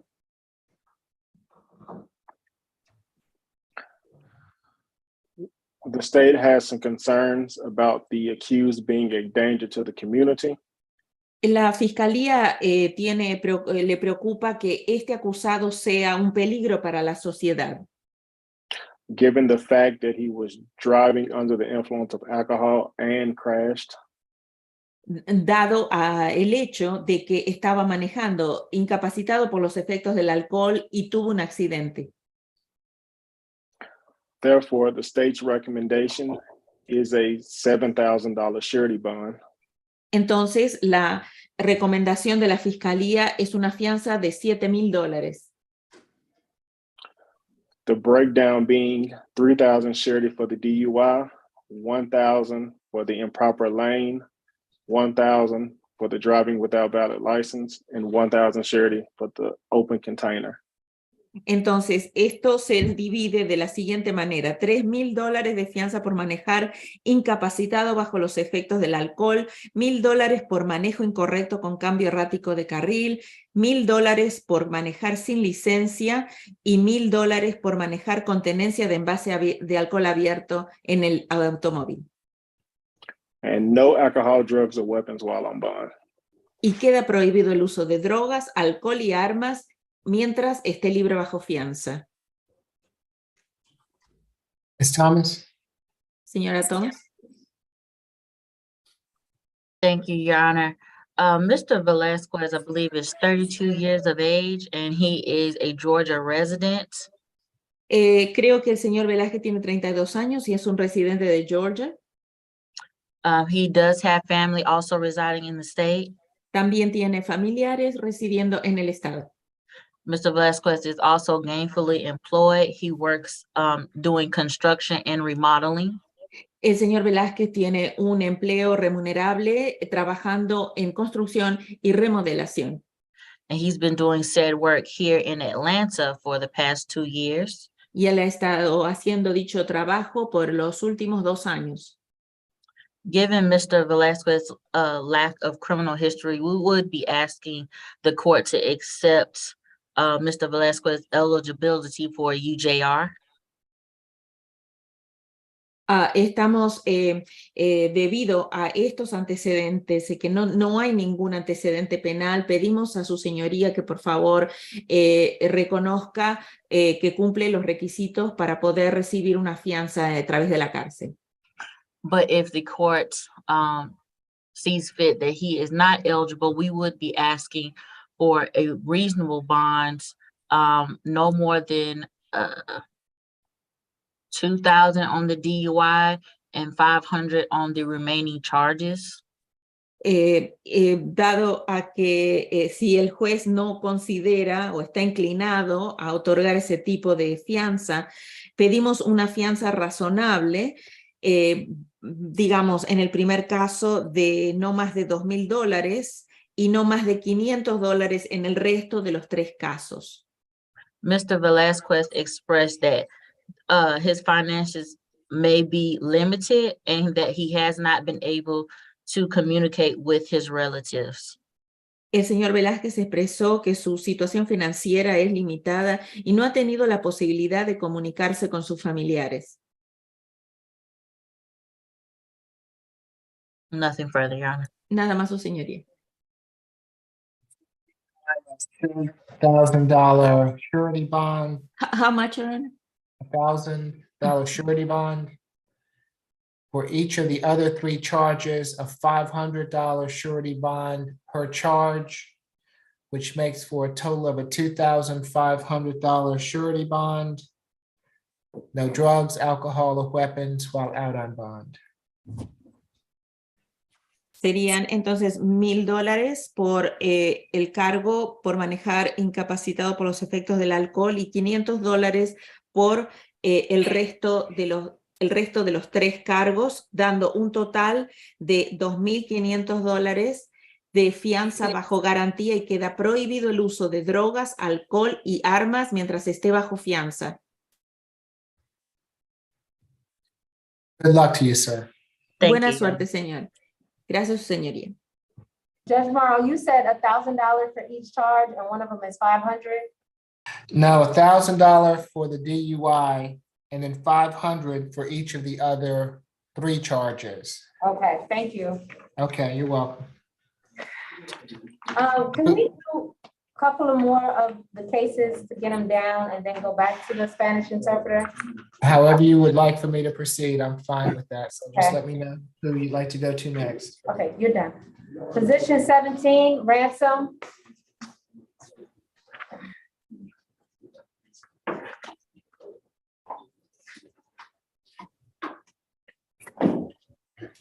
Good afternoon, Mr. Ransom. I'm Judge Eric Morrow. This is the State Court Expedited Accusation calendar that we're conducting by video. Do you agree to have your case heard by video? Yes, sir. Thank you. You've been charged in case 23 CR 0029588 with theft by receiving stolen property. Is there a history, Ms. Jackson? Yes. Excuse me. Defendant has 8 cycles. The defendant's last arrest was August 31st, 2021 in DeKalb County, Georgia for simple battery and battery family violence, criminal trespassing, and receipt, possession, or transport of a firearm by a convicted felon. That case appeared to be still pending in DeKalb County, Your Honor. Also, the defendant has an outstanding hold out of Decatur, Georgia for a failure to appear. The date on that warrant was May 2nd, 2022. The defendant does have a prior felony conviction. It was in 2015 out of Texas for fraud. And the defendant does have misdemeanor convictions. This one in 2014 out of Forsyth County, Georgia, for giving false information to an officer. And there was one in 2010 out of Florida for possession and use of drug-related objects. Nothing in addition, Your Honor. Mr. Young? Your Honor, briefly in regards to his criminal history, I've noticed that he also has criminal history out of Georgia, Florida, and Texas. I was aware of the warrants for Cobb County for larceny and simple assault out of DeKalb. He's also wanted in Dallas, Texas for a fraud case. So the state does have concerns about ties to the community and possibly reoffense given his criminal history. And in the current case, law enforcement made contact with the accused at 166 16th Street Northwest in Atlanta. This is the extra storage facility. The victim in the case is Irish Carter. Law enforcement made contact with the accused after he was told to leave the premises and refused. Law enforcement ran his name, which showed that he had active warrants. As a result, they searched him and found Ms. Carter's ID card and debit cards. And we would also ask the state to sound for her if she is on the Zoom. I'm not sure. Our recommendation is a $3,000 surety bond, no contact with the victim, and stay away from the incident location, no alcohol, drugs, and weapons while on bond. And again, the state does have some concerns about risk of reoffense given his history and ties to the community. He's been a fugitive from justice, at least in both Texas and Georgia. Ms. Carter's on the line and would like to address the court. Now is your opportunity to do so. Doesn't appear so, Mr. Young. Ms. Wells? Thank you, Judge. Mr. Ransom is 34 years old. Currently, his bond is set at $1,500. And so I would ask the court, if the court is inclined to give a surety bond, to not exceed that amount. My client has resided in Georgia for 5 years and reports that he does have family here. He attended UCF for 2 years before transferring to another university and completing another 1.5 years of college. He does have 2 children. One is 10 years old. The other is 7 months old. My client reports that he is the kitchen manager at Crew Lounge and he has been employed there for 1 month. He is also the sous chef at Super Rico and he's been there for 2 weeks. And also he is the sous chef at Bar Taco where he has been employed there for 1 year. My client denies having or being in possession of Ms. Carter's debit card. He does state that he does have a storage unit at that facility. And so I would ask that if he does have the proper paperwork to show that he is the rightful owner of that unit, that he be allowed to go back there if so needed. I would ask for a signature on bond in this case, Your Honor. Mr. Ransom, as it has been stated, he has current holds out of Cobb County, DeKalb County, as well as Dallas, Texas. So it's unlikely that he's going to be released anytime soon. I would ask for a signature on bond and that he be allowed to be released to the holding county.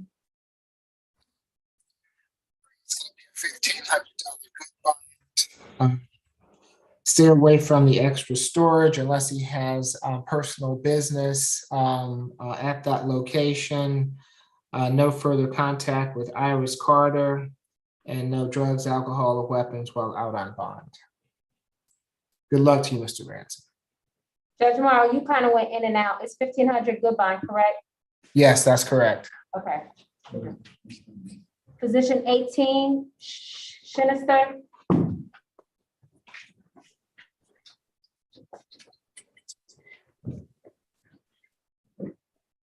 Good afternoon, Mr. Shinister. I'm Judge Eric Morrow. This is the State Court Expedited Accusation calendar that we're conducting by video. Do you agree to have your case heard by video? Thank you. You've been charged in case 23 CR 002949H with criminal trespass and theft by shoplifting. Is there a history, Ms. Jackson? Yes, the defendant has 34 cycles. The defendant's last arrest was March the 30th, 2023 for theft by shoplifting, and that was in Fulton County. The defendant does have prior felony convictions. This one in 2001 out of Montgomery County, Georgia, for 2 counts of armed robbery. And the defendant does have misdemeanor convictions. This one in 2020 out of South Carolina for theft by shoplifting and possession of controlled substance. And one in 2019 out of South Carolina for theft by shoplifting. One in 2018 out of South Carolina for theft by shoplifting. One in 2017 out of South Carolina for theft by shoplifting. And one in 2016 out of South Carolina for theft by shoplifting. And there was one in 2022 out of Clayton County for a P&I. And there was one in 2021 for theft by shoplifting. Nothing in addition, Your Honor. Mr. Young?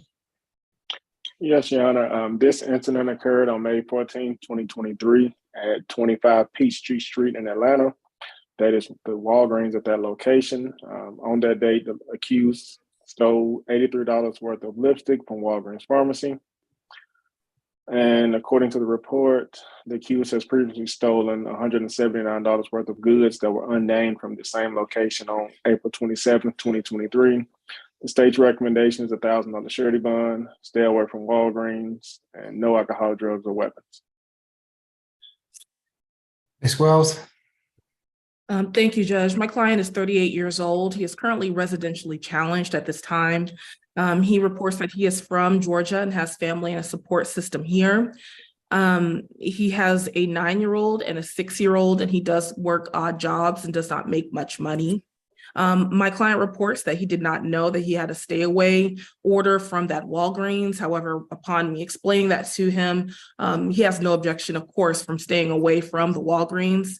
And we had a very candid conversation about what occurred on that date. I would ask for a signature on bond. Given my client's lack of resources, if Your Honor is not so inclined, I would ask for a $500 good bond. Thank you. Okay, it's gonna be a $500 good bond. Stay away from the Walgreens, 25 Peachtree Street. I'd like to have a social worker visit also, Ms. Wills, for a possible housing and no drugs, alcohol, or weapons while out on bond. Good luck to you, Mr. Shinholster. The breakdown is what, 250? Yes, $250 apiece. Thank you. Position 4.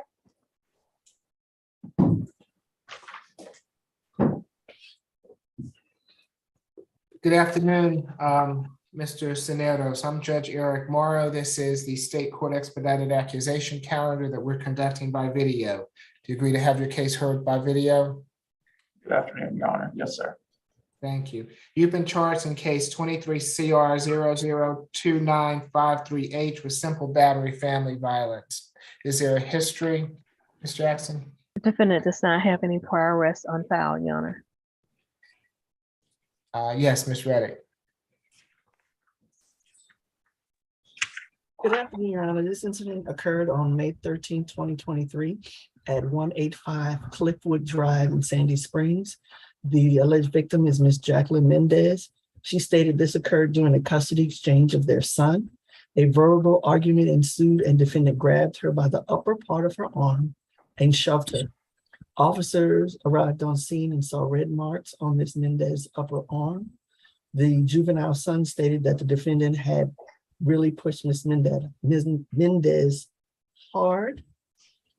Per the information we received, Ms. Mendez and the defendant are not in a relationship. They do not live together. They do share 2 children. The incident location is Mr. Cisneros' residence. Ms. Mendez stated that she came to the residence to pick up their oldest son to take to a dentist appointment.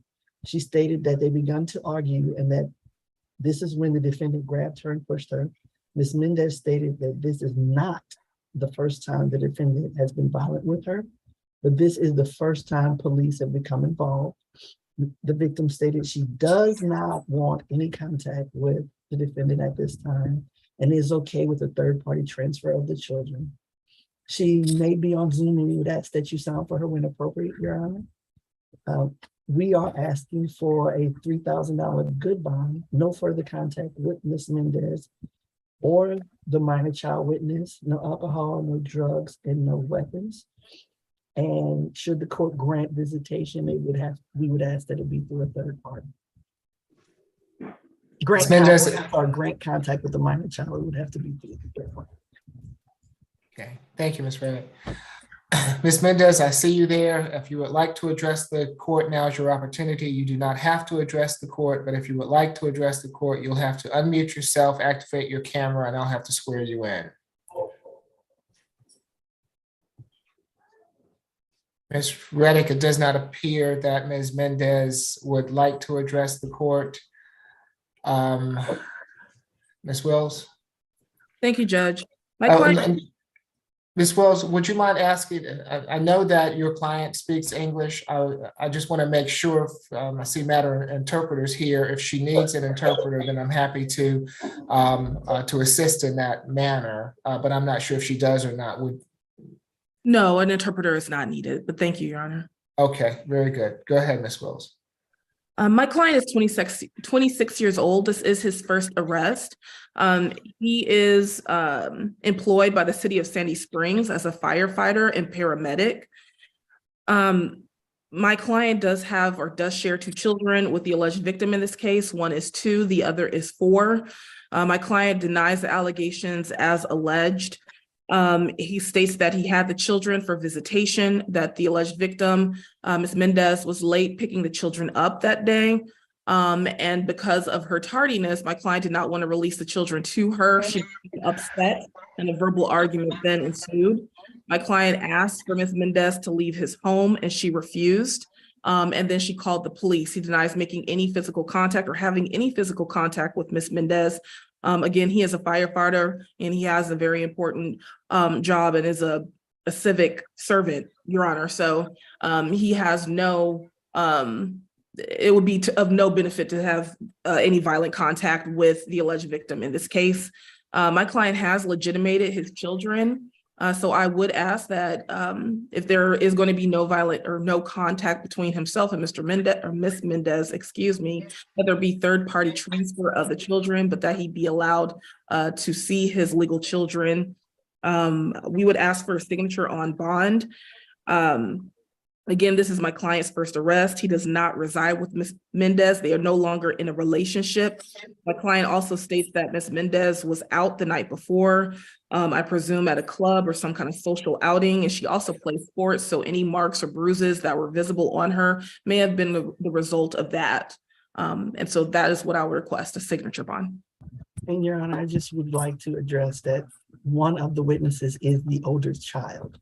And so there are concerns that he may try to intimidate this child because the child made the outcry to law enforcement that he in fact did shove them up.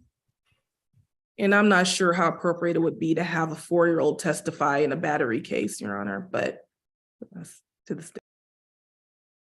Okay, so you came on camera. Again, if you would like to address the court, now is your opportunity to do so. Of course, you do not have to address the court, but if you do address the court, I'll need for you to raise your right hand. Do you swear or affirm the testimony you're about to give before this court be the truth, the whole truth, and nothing but the truth? Yes, Your Honor. Okay, you can put your hand down. Thank you, ma'am. What would you like to tell the court? I just want to say that I was not the one that called the police. It was Mr. Cisneros who called the police. I do agree that I did not leave his residency because as soon as he shoved me, my 4-year-old son was scared. He went towards me and he did not want to leave. Well, I didn't want to leave him. So that is the reason why I refused to leave. And also my son was naked. And before the cops arrived, Mr. Cisneros ended up putting my son dirty underwear and dirty shorts that he wore the previous day. And I told him that I did not want to take him like that to the dentist. So that is the reason why I did not leave. I asked him plenty of times if he could change his outfit, the underwear and the shorts, for me to take him to his dentist appointment. Anything further, ma'am? That's it. I mean, the cops arrived. Again, my son did see me get pushed by Mr. Cisneros. The police officer saw the marks, and I think the police officer, he did call me yesterday and advised me that Mr. Cisneros admitted to shoving me, grabbing me. And that's all. Okay, thank you, ma'am. Ms. Wills, your client has his hand up, so you might want to advise him. Yes, Mr. Cisneros, unless it has anything to pertain to your bond, which hasn't been ordered yet, I would advise you to remain silent. I also would object to the testimony that was proffered, that was hearsay, that was provided by the police officer to Ms. Mendez. Okay, it's going to be a $3,000 signature bond through pretrial per the judge. 1-day anger awareness, no further contact with Ms. Mendez, no drugs, alcohol, weapons while out on bond. And given the situation, I'm not going to keep father from his children. So there's going to be third party, but apparently you all can't transfer them yourselves. So there's going to be third party transfer of the children, which means that given that you can't, and just so Mr. Cisneros, just so you understand, and so Ms. Mendez understands, no contact means no contact whatsoever. No phone contact, no personal contact, no email contact, no social media contact, absolutely no contact.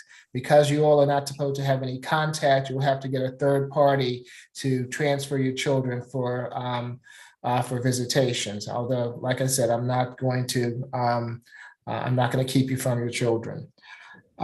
Good luck to both of you. Thank you, Your Honor. You're welcome. Bennett.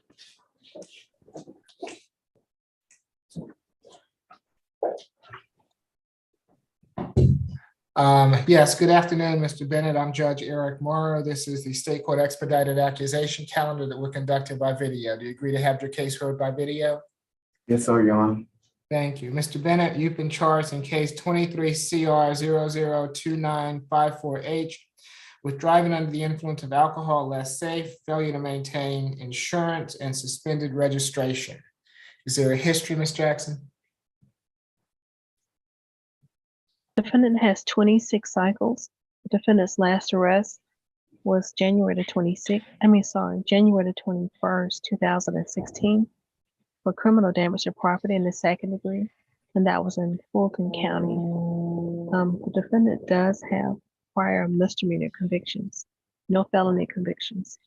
One in 2009 for unauthorized discharge of a firearm within 50 yards of a public highway, and reckless conduct and possession. And there was one in 2001 for possession of marijuana less than an ounce, and one in 1999 for driving while license suspended or revoked, and one in 1994 for obstruction of an officer, and one in 1991 out of Florida for obstruction of an officer and disorderly conduct. Nothing in addition, Your Honor. Thank you. Ms. Reddick? Your Honor, this incident occurred on May 14, 2023 at approximately 10:14 p.m. The defendant was driving and an officer ran his vehicle through the system, came back that the defendant had a suspended registration and no insurance.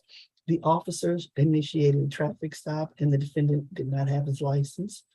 The officer saw beer cans in the rear passenger seat, and the defendant admitted to having a couple of drinks at around 5 p.m. Several empty bottles of alcohol were also observed in the vehicle, as well as marijuana. The defendant admitted to consuming gummies prior to the traffic stop. The defendant has 24 cycles, but it's noted that none of them are prior DUIs. However, he does have a prior drug charge. Currently, his bond is set at $24,400. We are amenable to a reduction to $4,000 surety bond. The breakdown for that will be $3,000 on the DUI and $500 on each remaining charge. There will be a restriction of no alcohol, drugs, or weapons. No driving while his license is suspended except for work, his attorney, and medical purposes. Okay, thank you, Ms. Wells.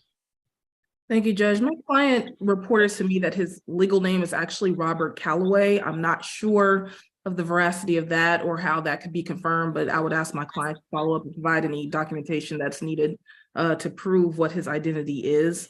My client reports that he is from Georgia. He does have his high school diploma.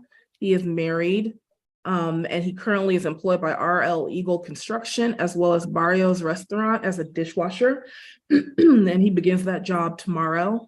As it was stated, his last arrest was in 2016. He does not have any felonies. My client denies driving under the influence. No field sobriety tests were conducted based on the documentation that I received, and my client also reported that no field sobriety tests were conducted. My client also was not charged with open container, and the possession charge was dismissed. For all of those reasons, Your Honor, I would ask for $1,000 surety bond in this case. Okay, for the DUI, it's $1,000. Insurance, a $250 good bond. For the suspended registration, a $250 good bond makes for a total of a $1,500 good bond. No drugs, alcohol, or weapons while out on bond. Good luck to you, Mr. Bennett. Judge, you went in and out again. Can you repeat the bond? Yes, $1,000 for the DUI, $250 for each of the other charges, total of $1,500. Good. Okay, Thank you. you're welcome. Position 23, Williams. Let's see.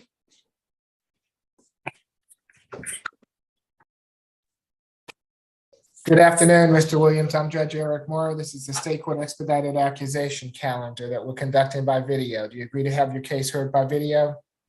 Yes, good afternoon, Your Honor. Good afternoon, sir. Mr. Williams, you've been charged in case 23 CR 002943J with theft by receiving stolen property. Is there a history, Ms. Jackson? The defendant has 4 cycles. The defendant's last arrest was August the 12th, 2022 in Fulton County for the violation of a family violence order.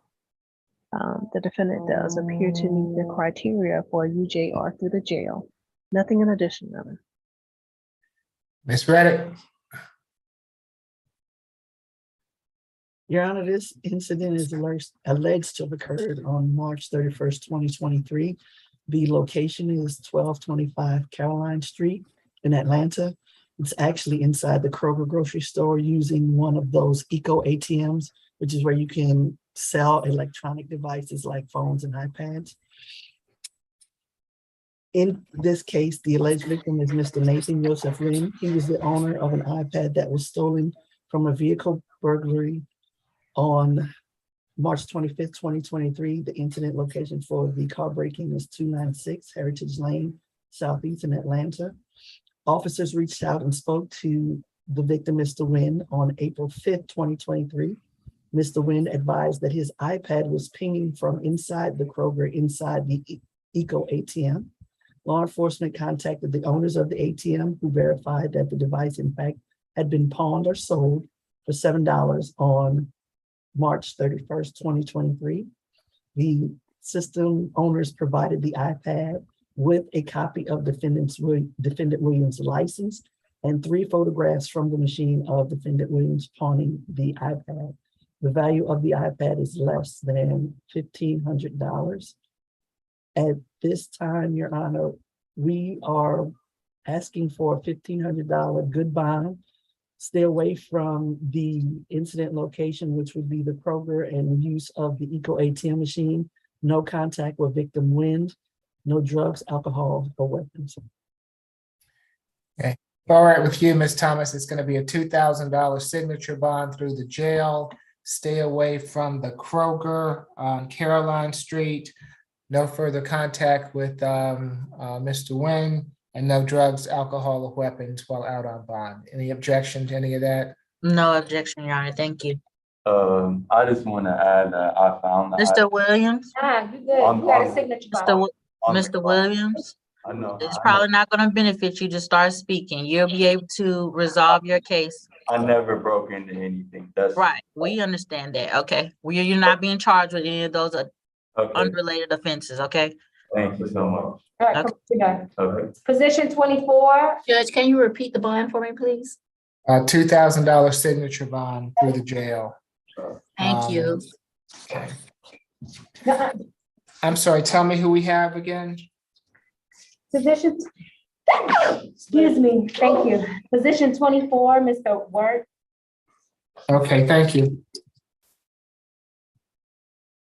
Good afternoon, Mr. Ward. I'm Judge Eric Morrow. This is the state court expedited accusation calendar that we're conducting by video. Do you agree to have your case heard by video? Yes, Your Honor. Thank you. You've been charged in case 23 CR 002946G with simple battery family violence. Is there a history, Ms. Jackson? The defendant does not have any prior cycles on file, Your Honor. Ms. Reddick? Your Honor, this incident occurred on May 13, 2023. Location is 530 East Paces Ferry Road Northeast in Atlanta. The alleged victim is Ms. Sana Asif, and we would ask that Your Honor sound for her when it's appropriate. The facts of the case, as we understand would be, is that the defendant and Ms. Asif are boyfriend and girlfriend. They reside in the same home on East Paces Ferry Road. Ms. Asif, in fact, is the person that initially called 911. This incident started as a verbal altercation that escalated in physical contact. Officers advised that the defendant restrained Ms. Asif by holding her arms down. Ms. Asif advised that she screamed because she had previously sprained her arm, was not wearing her brace at the time when the defendant grabbed her. Ms. Asif, although Ms. Asif indicates that she is okay with the defendant returning to the incident location, we are asking for a $3,000 good bond, no further contact with the victim, 1-day anger awareness, no alcohol, drugs, or weapons. Thank you. Ms. Asif, I see you there. If you would like to address the court, now is your opportunity to do so. Yes, ma'am. If you'll raise your right hand. Do you swear from the testimony you're about to give before this court be the truth, the whole truth, and nothing but the truth? Yes, Your Honor. Okay, you can put your hand down. Thank you, ma'am. What would you like to tell the court? So initially, the call was made by Travis at first, and it just started off as a regular couple argument, but I think after that call had happened, it kind of escalated everything really fast. But I think the whole thing is really a big misunderstanding. He was trying to calm me down because I was screaming, and he had called the police on the phone, and I thought I was going to get in trouble. So I was calling the police back in the other room when I had gone into the other room, but he was calling to cancel on them. And I had called and told them like my side of the story, but I didn't want to press charges. I told that in the statement the first time as well, but the police were already at the door. So, and I had already made my statement, so I had to repeat that. But I'm not afraid of Travis at all. I think he's a good guy. It's just we had an argument. It was just about a piece of furniture. It just got taken out of hand very fast. Has this ever happened before? No, Your Honor. Are you afraid of him? I am not. Okay. Anything further, ma'am? No, Your Honor. All right, thank you. Ms. Thomas? Thank you, Your Honor. Mr. Wirt is 28 years of age. Mr. Wirt has been a Georgia resident since 2016. He obtained his associate's degree and he's currently pursuing his bachelor's at DeVry for computer science. Mr. Wirt is also a disabled veteran. He served in the U.S. Air Force for the past 7 years. And he is currently unemployed, Your Honor. However, the GI Bill does assist him with housing and I believe other expenses. Your Honor, given that Mr. Wirt does not have any prior criminal history, we are asking for a signature bond. We are also asking for no further violent contact with Miss Asif. They have been in a relationship for over a year.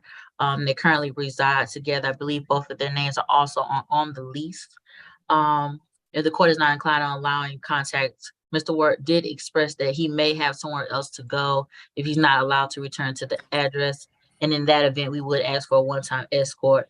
But ultimately, we are asking for a signature bond on Mr. Wirt's behalf, given his lack of criminal history.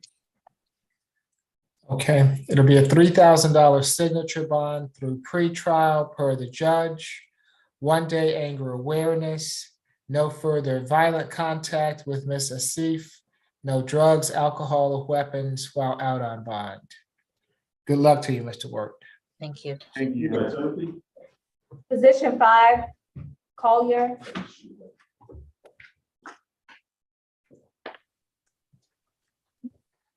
Good afternoon, Mr. Collier. I'm Judge Eric Morrow. This is the state court expedited accusation calendar that we're conducting by video. Good afternoon. Good afternoon. Do you agree to have your case heard by video? I do. Thank you. You've been charged in case 23 CR 002957F with criminal trespass and willful obstruction of a law enforcement officer. Is there a history, Ms. Jackson? The defendant has one prior cycle. The defendant's last arrest was July the 2nd, 2010 in Fulton County for a DUI. There was no disposition for that arrest. The defendant appeared to meet the criteria for a UJR through the jail. Nothing in addition, Your Honor. Thank you. Ms. Reddick? Your Honor, this incident happened on May 13th, 2023 at approximately 1:17 a.m.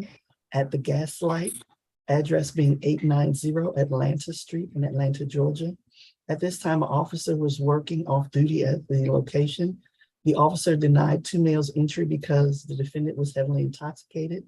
Officers asked the defendant repeatedly to leave and the defendant refused to comply. The defendant refused to leave and began pushing another male in the parking lot. Officers tried to handcuff the defendant and he kept pulling away and had to be taken to the ground. At this time, Your Honor, we are asking that it be a $2,000 signature bond, $1,000 on each count through pretrial services. Stay away from the Gaslight at 890 Atlanta Street in Atlanta. Okay, instead of going through pretrial, I'm going to send it through the jail. Do you have any objections with any of that, Ms. Thomas? I do not, Your Honor. SOB through the jail, if I heard correctly. Yes, it's a $1,000 signature bond per charge, which makes for a total of a $2,000 signature bond through the jail. Stay away from the Gaslight on Atlanta Street and no drugs, alcohol, or weapons while out on bond. Good luck to you, sir. Thank you. Mr. Stubbs, position 20. Stubbs.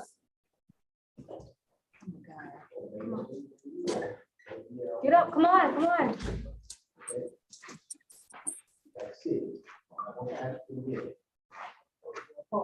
Have a seat right here.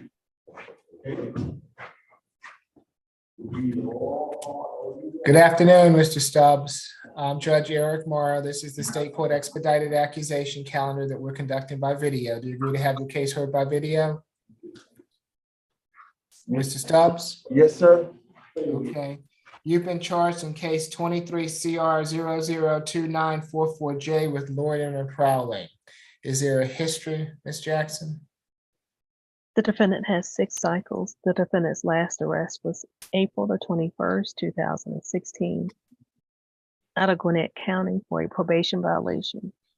The defendant does appear to be on probation in DeKalb County for 3 counts of aggravated assault and robbery. That disposition date was June the 2nd, 2018. He received 8 years of confinement and 2 years of probation. Also, the defendant appeared to be on parole for theft by taking. That parole begin date was June the 26th, 2019, and the end date is December the 22nd, 2023. The defendant did receive first offender treatment in 2013 out of Gwinnett County for 2 counts of theft by taking. There was no seal date. And the defendant has 1 misdemeanor conviction that was in 2012 out of DeKalb County for theft by shoplifting. Nothing in addition, Your Honor. Ms. Reddick? Your Honor, this incident occurred on May 14th, 2023. Location is 2799 North Side Drive, Northeast in Atlanta. It's actually the North Side Church. Officers were responding to a burglary call at the location. Officers walked around the building and checked all doors on the outside to ensure that no one opened. While they were patrolling the property, officers encountered defendant Stubbs walking around the back of the church in front of the baseball field. Defendant Stubbs admitted to pulling on door handles to see which ones were open. Your Honor, we do have a concern or risk of reoffense as he is, as pretrial stated, currently on probation out of DeKalb and parole for another case. With that in mind, Your Honor, we are asking for a $2,500 good bond. Stay away from the incident location at 2799 Northside Drive in Northeast in Atlanta, which would be Northside Church. No alcohol, drugs, or weapons. Ms. Thomas? Thank you, Your Honor. I'm going to be asking for a signature bond on behalf of Mr. Stubbs. Mr. Stubbs did express to me that he is currently homeless and has been homeless for quite some time. He told me over the span of several years. He also expressed to me that he frequents shelters and churches seeking assistance. And as we know from the warrant that this is a church, and from the report, the officers stated that Mr. Stubbs did tell them that he was looking for assistance. And again, he frequents churches and shelters for said such because he is residentially challenged.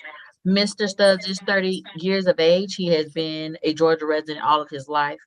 He does have family residing in the state, but he does not have any family financial assistance. Mr. Stubbs also has a 3-year-old son. He completed the 9th grade in high school. And right now, Your Honor, he's currently unemployed, had been seeking employment, is waiting on SSI. He does have a physical disability in his right leg, Your Honor, in which he was previously on meds for. But I am asking for a signature bond.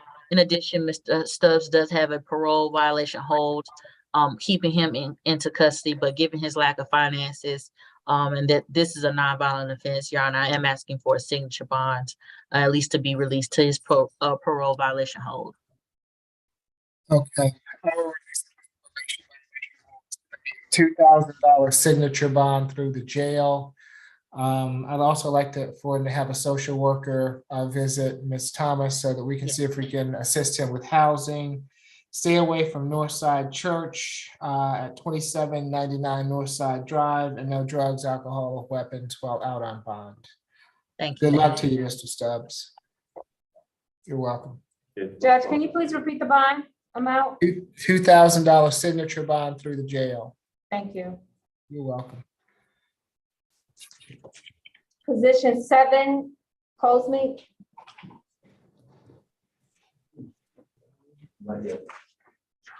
Good afternoon, y'all. Yes, good afternoon, Mr. Cosme. I'm Judge Eric Morrow. This is the State Court Expedited Accusation calendar that we're conducting by video. Do you agree to have your case heard by video? Correct. Believe Okay. over here is my attorney. I'm excited to move forward with this. Okay, very good. You've been charged in case 23 CR 002952H with loitering and prowling, drugs not in the original container, and possession of dangerous drugs. Is there a history, Ms. Jackson? The defendant has 11 cycles. The defendant's last arrest was September the 22nd, 2022, for driving under the influence of alcohol, and that was in Gwinnett County, Georgia. There was no disposition for that arrest. The defendant appeared to meet the criteria for UJR through pretrial services, and there were no convictions listed in the GCIC bill, nothing in addition. Ms. Reddick? Your Honor, this incident occurred on May 14, 2023 at 25 Ellis Street, which is the Ritz-Carlton. The defendant was observed pulling on door handles of vehicles nearby. Defendant claimed he was looking for his girlfriend, but none of the vehicles matched that of the people named by the defendant. My female family friend, let's correct that. Okay, Mr. Cosme, you have a right to remain silent. Anything you say can be used against you, okay? So we don't interrupt people in this court. I appreciate you trying to help out, but let Ms. Reddick get through her presentation, okay? And then I'll let your attorney I'll give you watch a out for that moving forward. Thank you. Okay, thank you, sir. Go ahead, Ms. Reddick. Officers spoke to the manager on duty at the Ritz-Carlton, Mr. Darren, D-E-R-O-N, Trenyon, T-R-E-N-Y-O-N, who stated that the defendant claimed he'd locked his keys inside his vehicle and he was trying to get them. While taking the defendant into custody, white pills were found in a napkin in the defendant's fanny pack and not in a bottle. A vehicle window was broken and a MacBook had been stolen, but it was not on the defendant's person in the area. Given the fact that the defendant has 11 cycles, Your Honor, including a failure to appear from April 2023, a 2020 GFN DC conviction out of Barrow County, and a 2020 FTA. I'm sorry, August 2021 FTA. And June 2022 simple battery family violence arrest out of Jonesboro, and the September 22nd DUI out of Gwinnett. We are asking for a $3,000 good bond, $2,000 on the loitering and prowling, $500 on each remaining charge. Stay away from the Ritz-Carlton. No drugs, alcohol, or weapons. Okay. Ms. Will, since he is recommended through pretrial, I'm going to send him through pretrial. It's going to be $1,000 SOB through pretrial for the loitering and prowling, $500 SOB for the drugs not in the original container through pretrial, and a $500 signature bond through pretrial for the possession of dangerous drugs, making for a total of a $2,000 signature bond through pretrial. Stay away from the Ritz on Ellis Street, and no further contact with Mr. Trenyon. No drugs, alcohol, or weapons while out on bond. Does that suit you? Yes, it does. Thank you, Your Honor. Oh, you have a signature bond, Mr. Cosme. Is there something else that you need? Yes, actually. It's kind of interesting. I just want to go Hold back. on, Mr. Cosme, okay? Again, let me just advise you, you have a right to remain silent. If you don't remain, if you don't, listen to me. I just want to make sure you understand. You can talk yourself out of a signature bond, okay? So I'm releasing you on a signature bond, but if you want to try to talk yourself out of it, I'm happy to give you that opportunity. But I'm sure that Ms. Wills is going to advise you to remain silent at this point in time. If that were the case, I mean, sure, it makes it easy for y'all, but for me, it doesn't make it very easy, right? So if Mr. Cosme, I'm gonna say again, please, this is a bond hearing. It's not about your guilt or innocence. You'll have opportunity. Okay, go ahead, Mr. That I have to pay for it. Who's paying for that? Is it Ms. Reddick here? Is it Ms. Wills? Is it Mr. Morrow? Does it have to be me? Who's gonna pick up that 2,000? It's pre-trial. No, it's a signature bond. You're being released on your own recognizance, sir. You're not gonna have to pay anything. Perfect. Thank you. I am so sorry. Understood. Way to go, guys. I'm proud of y'all. Thank you. Okay. Good luck to you, Mr. Cosme. Come on, let's go. We gotta get to the next. OR is 0, 0, 0, 0. Position 3, Mr. Castillo.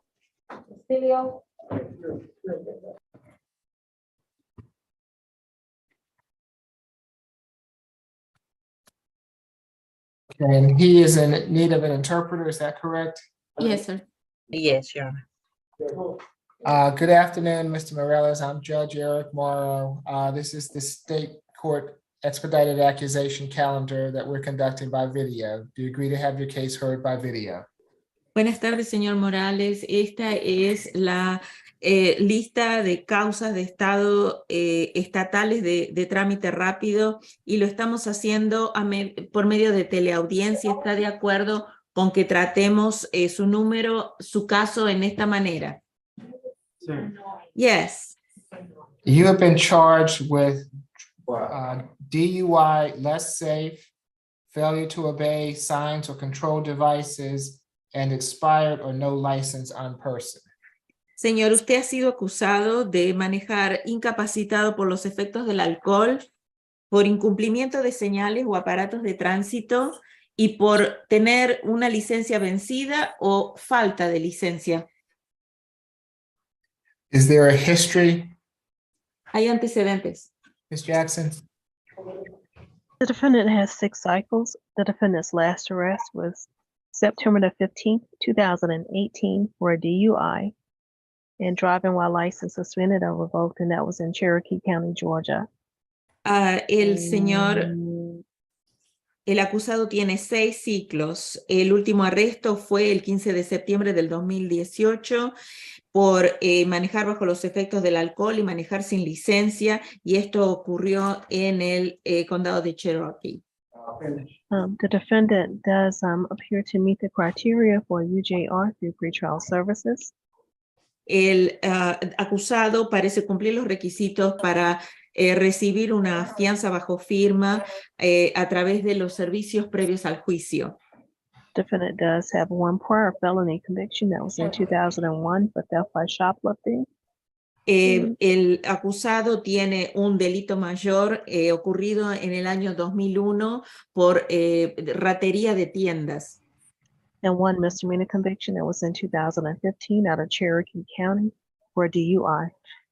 Y otro ciclo es un delito mayor por manejar bajo los efectos del alcohol en el condado de Cherokee.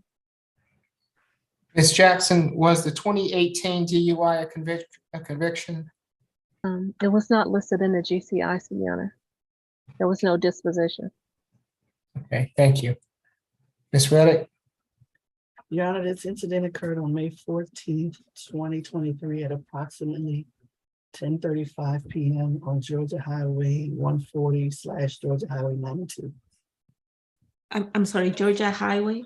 140, also known as Georgia Highway 92.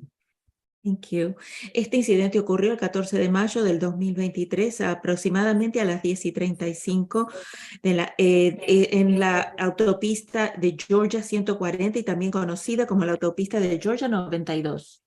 The defendant drove through the intersection drove through a red light at the intersection. El acusado se pasó una luz roja en la intersección. Defendant was stopped and officers observed defendant's eyes were red, watery, he had slurred speech, and they smelled the odor of alcohol.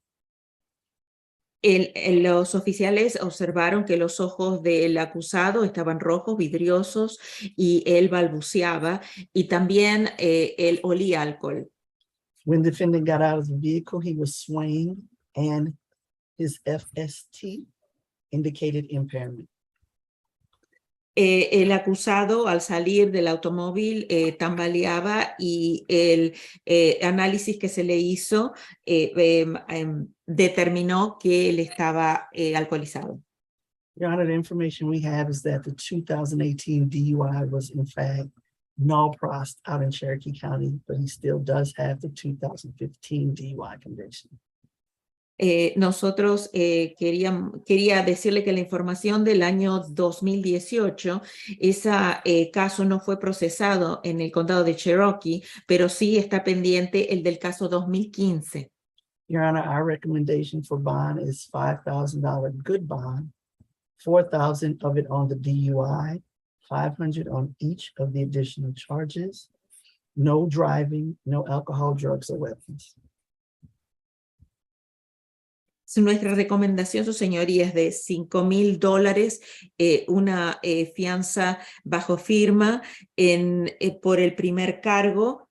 Serían $4,000 y $500 por cada uno de los dos restantes, y queda prohibido el manejar, el uso de drogas, alcohol y armas mientras esté libre bajo fianza. Thomas? Señora Thomas. Thank you, Your Honor. Mr. Castillo is 42 years of age.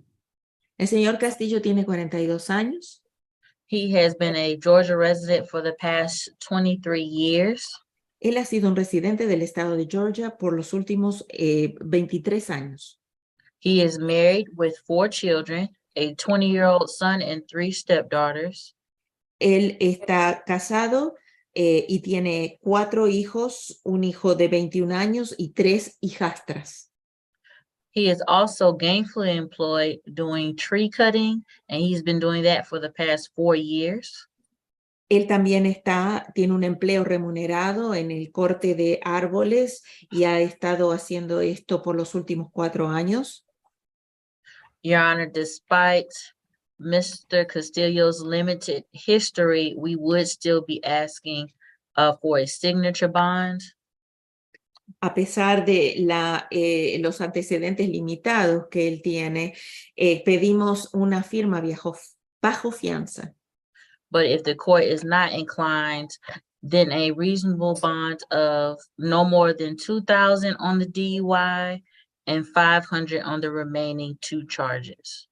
Can you repeat the amounts, Ms. Thomas, please? I'm sorry. No more No more than $2,000 on the DUI and $500 on the remaining 2 charges. Thank you, ma'am.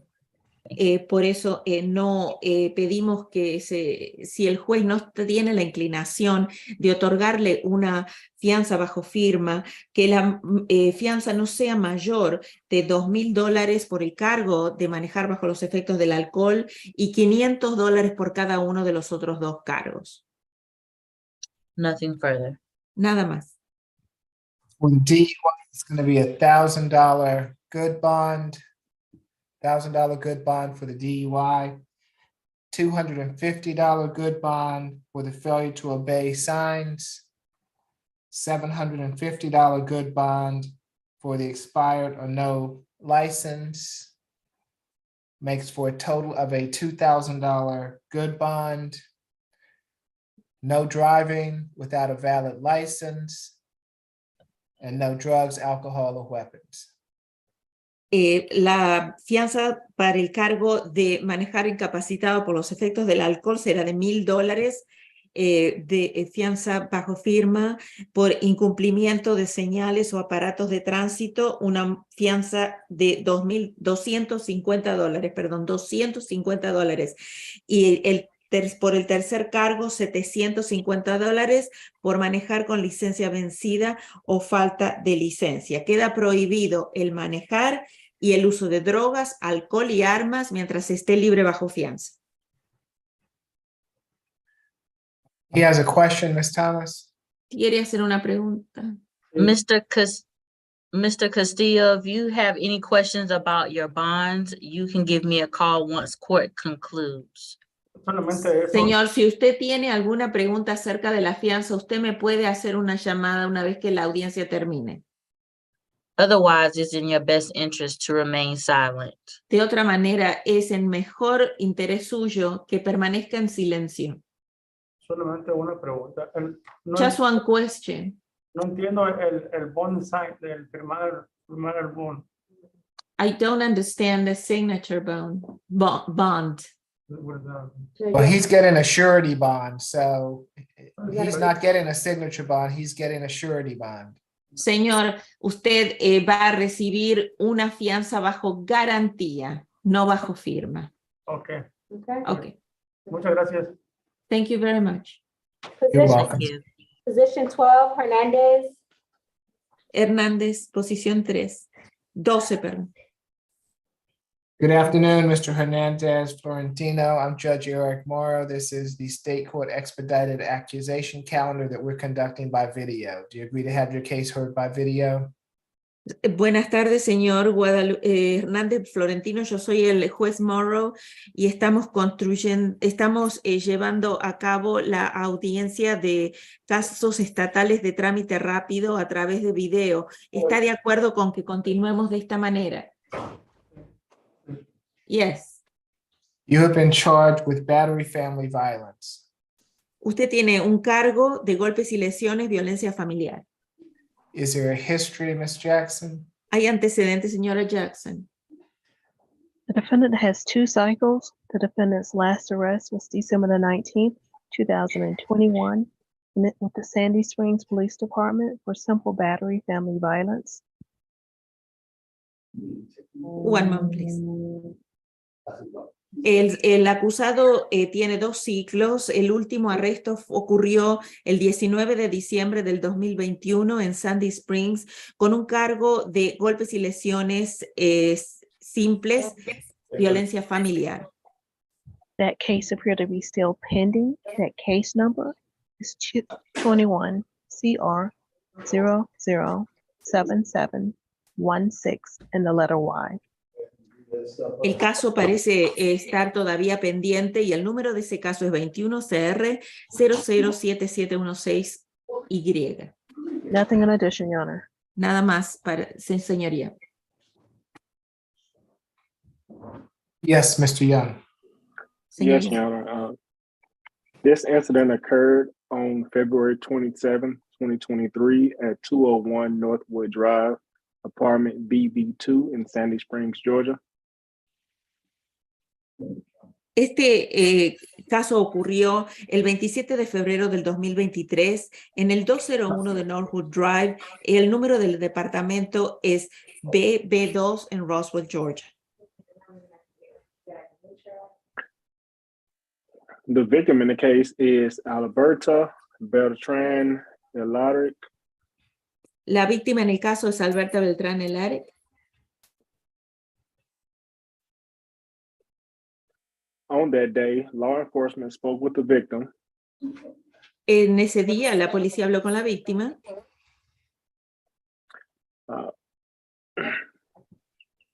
She said that there was a dispute about the remote. Ella dijo que hubo una discusión, una disputa sobre el control remoto. When she tried to get it back from him, he pushed her down 3 flights of steps. Cuando ella trató de quitárselo, él la empujó, haciéndola caer desde 3 escalones. Which caused her to hit her head, which resulted in a knot. Lo que resultó en que se golpeara la cabeza y recibiera un chichón.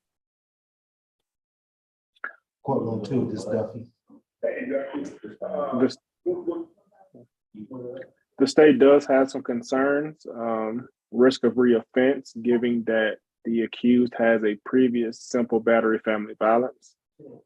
La fiscalía le preocupa que este acusado vuelva a cometer el mismo delito, ya que tiene anteriores similares cargos. And our office has made contact with the victim. Nuestra oficina se ha contactado con la víctima, who states that she wants him to return home and she wants contact, however. Quien nos ha dicho que ella quiere que él regrese a la residencia y ella quiere continuar teniendo contacto con él de todas maneras. She says that she is afraid of him. Ella dice que le teme. She also says there's a history of domestic violence. Ella también dice que hay antecedentes de violencia doméstica. And the child sees a lot of the abuse. Y que el menor ha visto el abuso. For those reasons, the state is asking for a $4,000 surety bond. Por estas razones, la fiscalía pide una fianza bajo garantía de $4,000. Stay away from the incident location. que se mantenga alejado del lugar en donde ocurrió el incidente, no further contact with the victim, no tener más contacto con la víctima, no alcohol, drugs, or weapons, and one-day anger awareness. no queda prohibido el uso de drogas, alcohol y armas mientras esté libre bajo fianza y debe tomar una clase de un día sobre el manejo de la ira. And the state would ask for the court to sound for the victim in case she is on the Zoom and she will need translation. I'm sorry, sir. Could you please repeat that? The state. The state is asking for the court to sound for the victim. Oh, yes, sir. Yes. La fiscalía pide que se llame a la víctima con el uso del intérprete. Señora Beltrán, ¿está presente en la plataforma? Por favor, prenda su cámara. And she would need translation as well. Yes, sir. Okay. Señora Beltrán, ¿está usted en la plataforma? Prenda su micrófono y su cámara, por favor.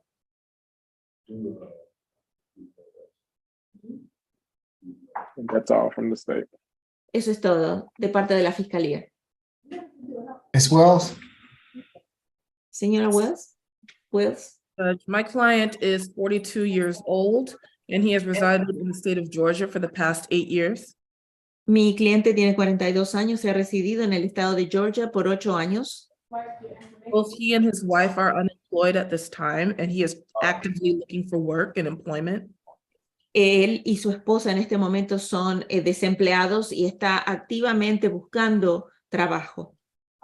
My client reports that Ms. Beltran calls law enforcement for every verbal dispute that they have. Mi cliente me ha informado que la señora Beltrán llama a las fuerzas del orden por cualquier disputa que ellos pueden tener. My client states that he does not drink or smoke or have any other vices. Mi cliente me ha dicho que él no bebe, ni fuma, ni tiene ningún otro vicio. My client does not have any violent convictions. Y tampoco mi cliente tiene ninguna convicción o sentencia por violencia. I do have concerns with the veracity of the claims, as it was stated that Ms. Beltran fell down 3 flights of stairs. However, in the warrant, it only indicated that she had a small lump on her head, which was only observed by touch. Hay dudas en la veracidad de estas declaraciones porque se estableció que la víctima cayó de 3 secciones de una escalera y que solamente se pudo ver un chichón que era visible con el contacto, con el tacto. My client reports he would not have anywhere to go if he is prohibited from having contact with the victim. Mi cliente indicó que él no tiene un lugar a donde ir si se le prohíbe el contacto con la víctima. I would like the court to take under consideration that this incident did occur February 27th of this year, and there have been no other arrests or incidents. Quisiera que su señoría considerara que este incidente ocurrió el 27 de febrero del 2023 y no ha habido ningún otro incidente más. I would also object to the one-day anger awareness, as my client does not have any employment at this time and has limited income. Y también objeto a que se le imponga una clase de manejo de la ira cuando mi cliente es desempleado y no tiene ingresos financieros. Unless your honor is inclined to grant a signature bond through pretrial where that class can be covered. A no ser que su señoría otorgue una fianza bajo firma y que esa clase pueda ser tomada a través de los servicios previos al juicio. We do understand the alleged victim's stance, and my client, as I stated, he is prepared to look for alternative housing. Entendemos también que, de acuerdo a lo que dijo la víctima, mi cliente de todas maneras está preparado para buscar otra vivienda. In light of that, I would ask for a signature on bond to go through pretrial so that my client can participate in the one-day anger awareness course. Yo por lo siguiente solicito que se le otorgue una fianza bajo firma a través de la oficina de los servicios previos al juicio para que mi cliente pueda participar en la toma de una clase de manejo de la ira. If Your Honor is not so inclined, I would ask for a $500 surety bond. Y si su señoría no está inclinado a aceptar esto, solicito que se le otorgue una fianza bajo garantía de $500. Your Honor, if I may, Yes, Mr. Young. I was able to look up that other case that pretrial had mentioned, the 21 CR 007716Y. It is the same victim. I was unable to locate that case earlier this morning. Yo pude localizar el otro caso 21CR007716Y y es el mismo caso. Eso no lo pude encontrar esta mañana. Are you able to see the conditions, Mr. Young? ¿Puede ver las condiciones, señor? There's a lock icon beside the document. Hay mucha información aparte de los documentos. Okay, anything further? ¿Algo más? Nothing from the defense. Nada de parte de la defensa.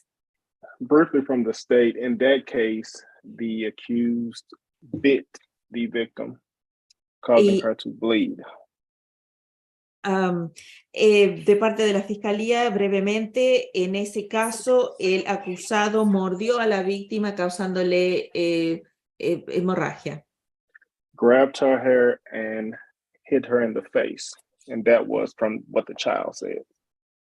La tomó y la golpeó en la cara en presencia del menor. I would object. These are allegations. I don't even know how old this child is. And again, I have questions about the veracity of these claims, given Ms. Beltran claims to have fallen down 3 flights of stairs with only a small lump on her head. Yo voy a objetar el alegato porque ni siquiera sé qué edad tiene este niño o niña y también por la veracidad en las declaraciones de parte de la fiscalía, ya que se dice que bajó 3 secciones de la escalera, perdón, cayó golpeándose en la cabeza. ¿Algo más? Nada de la fiscalía. No, Your Honor. Okay. No, su señoría. And it's my understanding, thank you, Ms. Champion, that there was supposed to be no further contact in that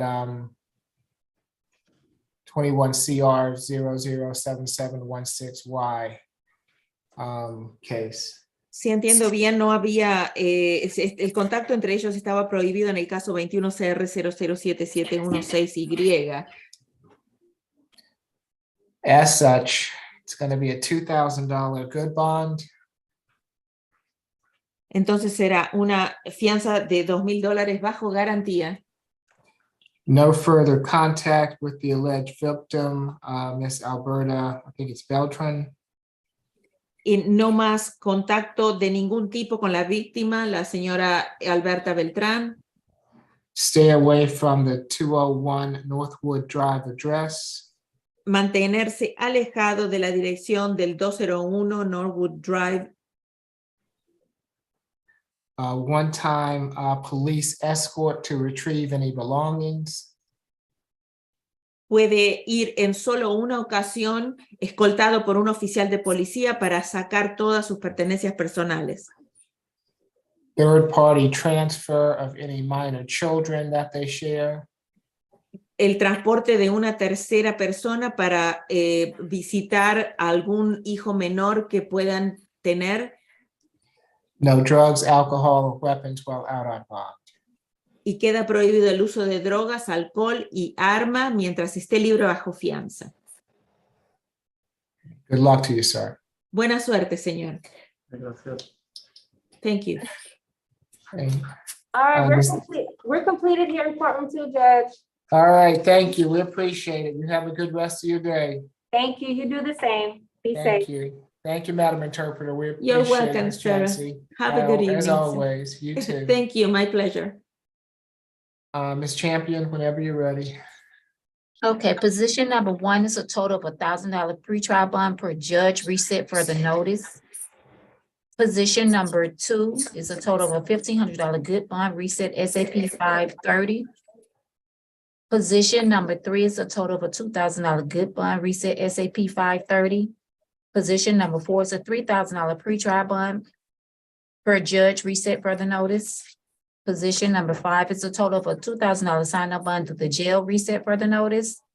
Position number 6 is a $3,000 pretrial bond, reset further notice per judge.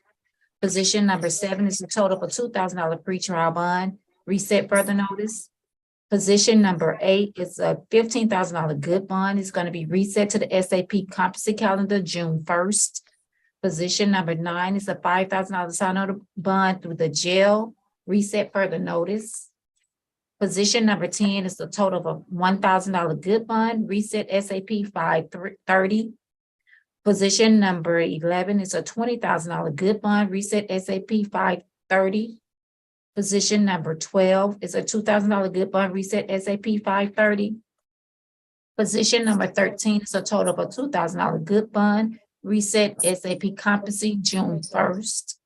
Position number 14 is a total of a $2,000 good bond, reset SAP 530. Position number 15 is a $3,000 pretrial bond per judge, reset further notice. Position number 16 is a total of a $1,500 good bond, reset SAP 530. Position number 17 is a $1,500 good bond, reset SAP 530. Position number 18 is a total of a $500 good bond, reset SAP 530. Position number 19 is a $3,000 pretrial bond per judge, reset further notice. Position number 20 is a $2,000 sign-up bond through the jail, reset further notice. Position 21 is a total of a $2,500 good bond, reset SAP 530. Position number 22 is a $1,000 good bond, reset SAP 530. Position 23 is a $2,000 sign-up bond through the jail, reset further notice.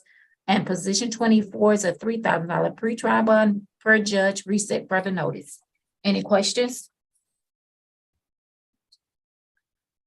Thank you all very much. I will see you next time. Y'all have a good rest of your day. Thank you, you as well, Judge. Thank you. Thank you, Your Honor.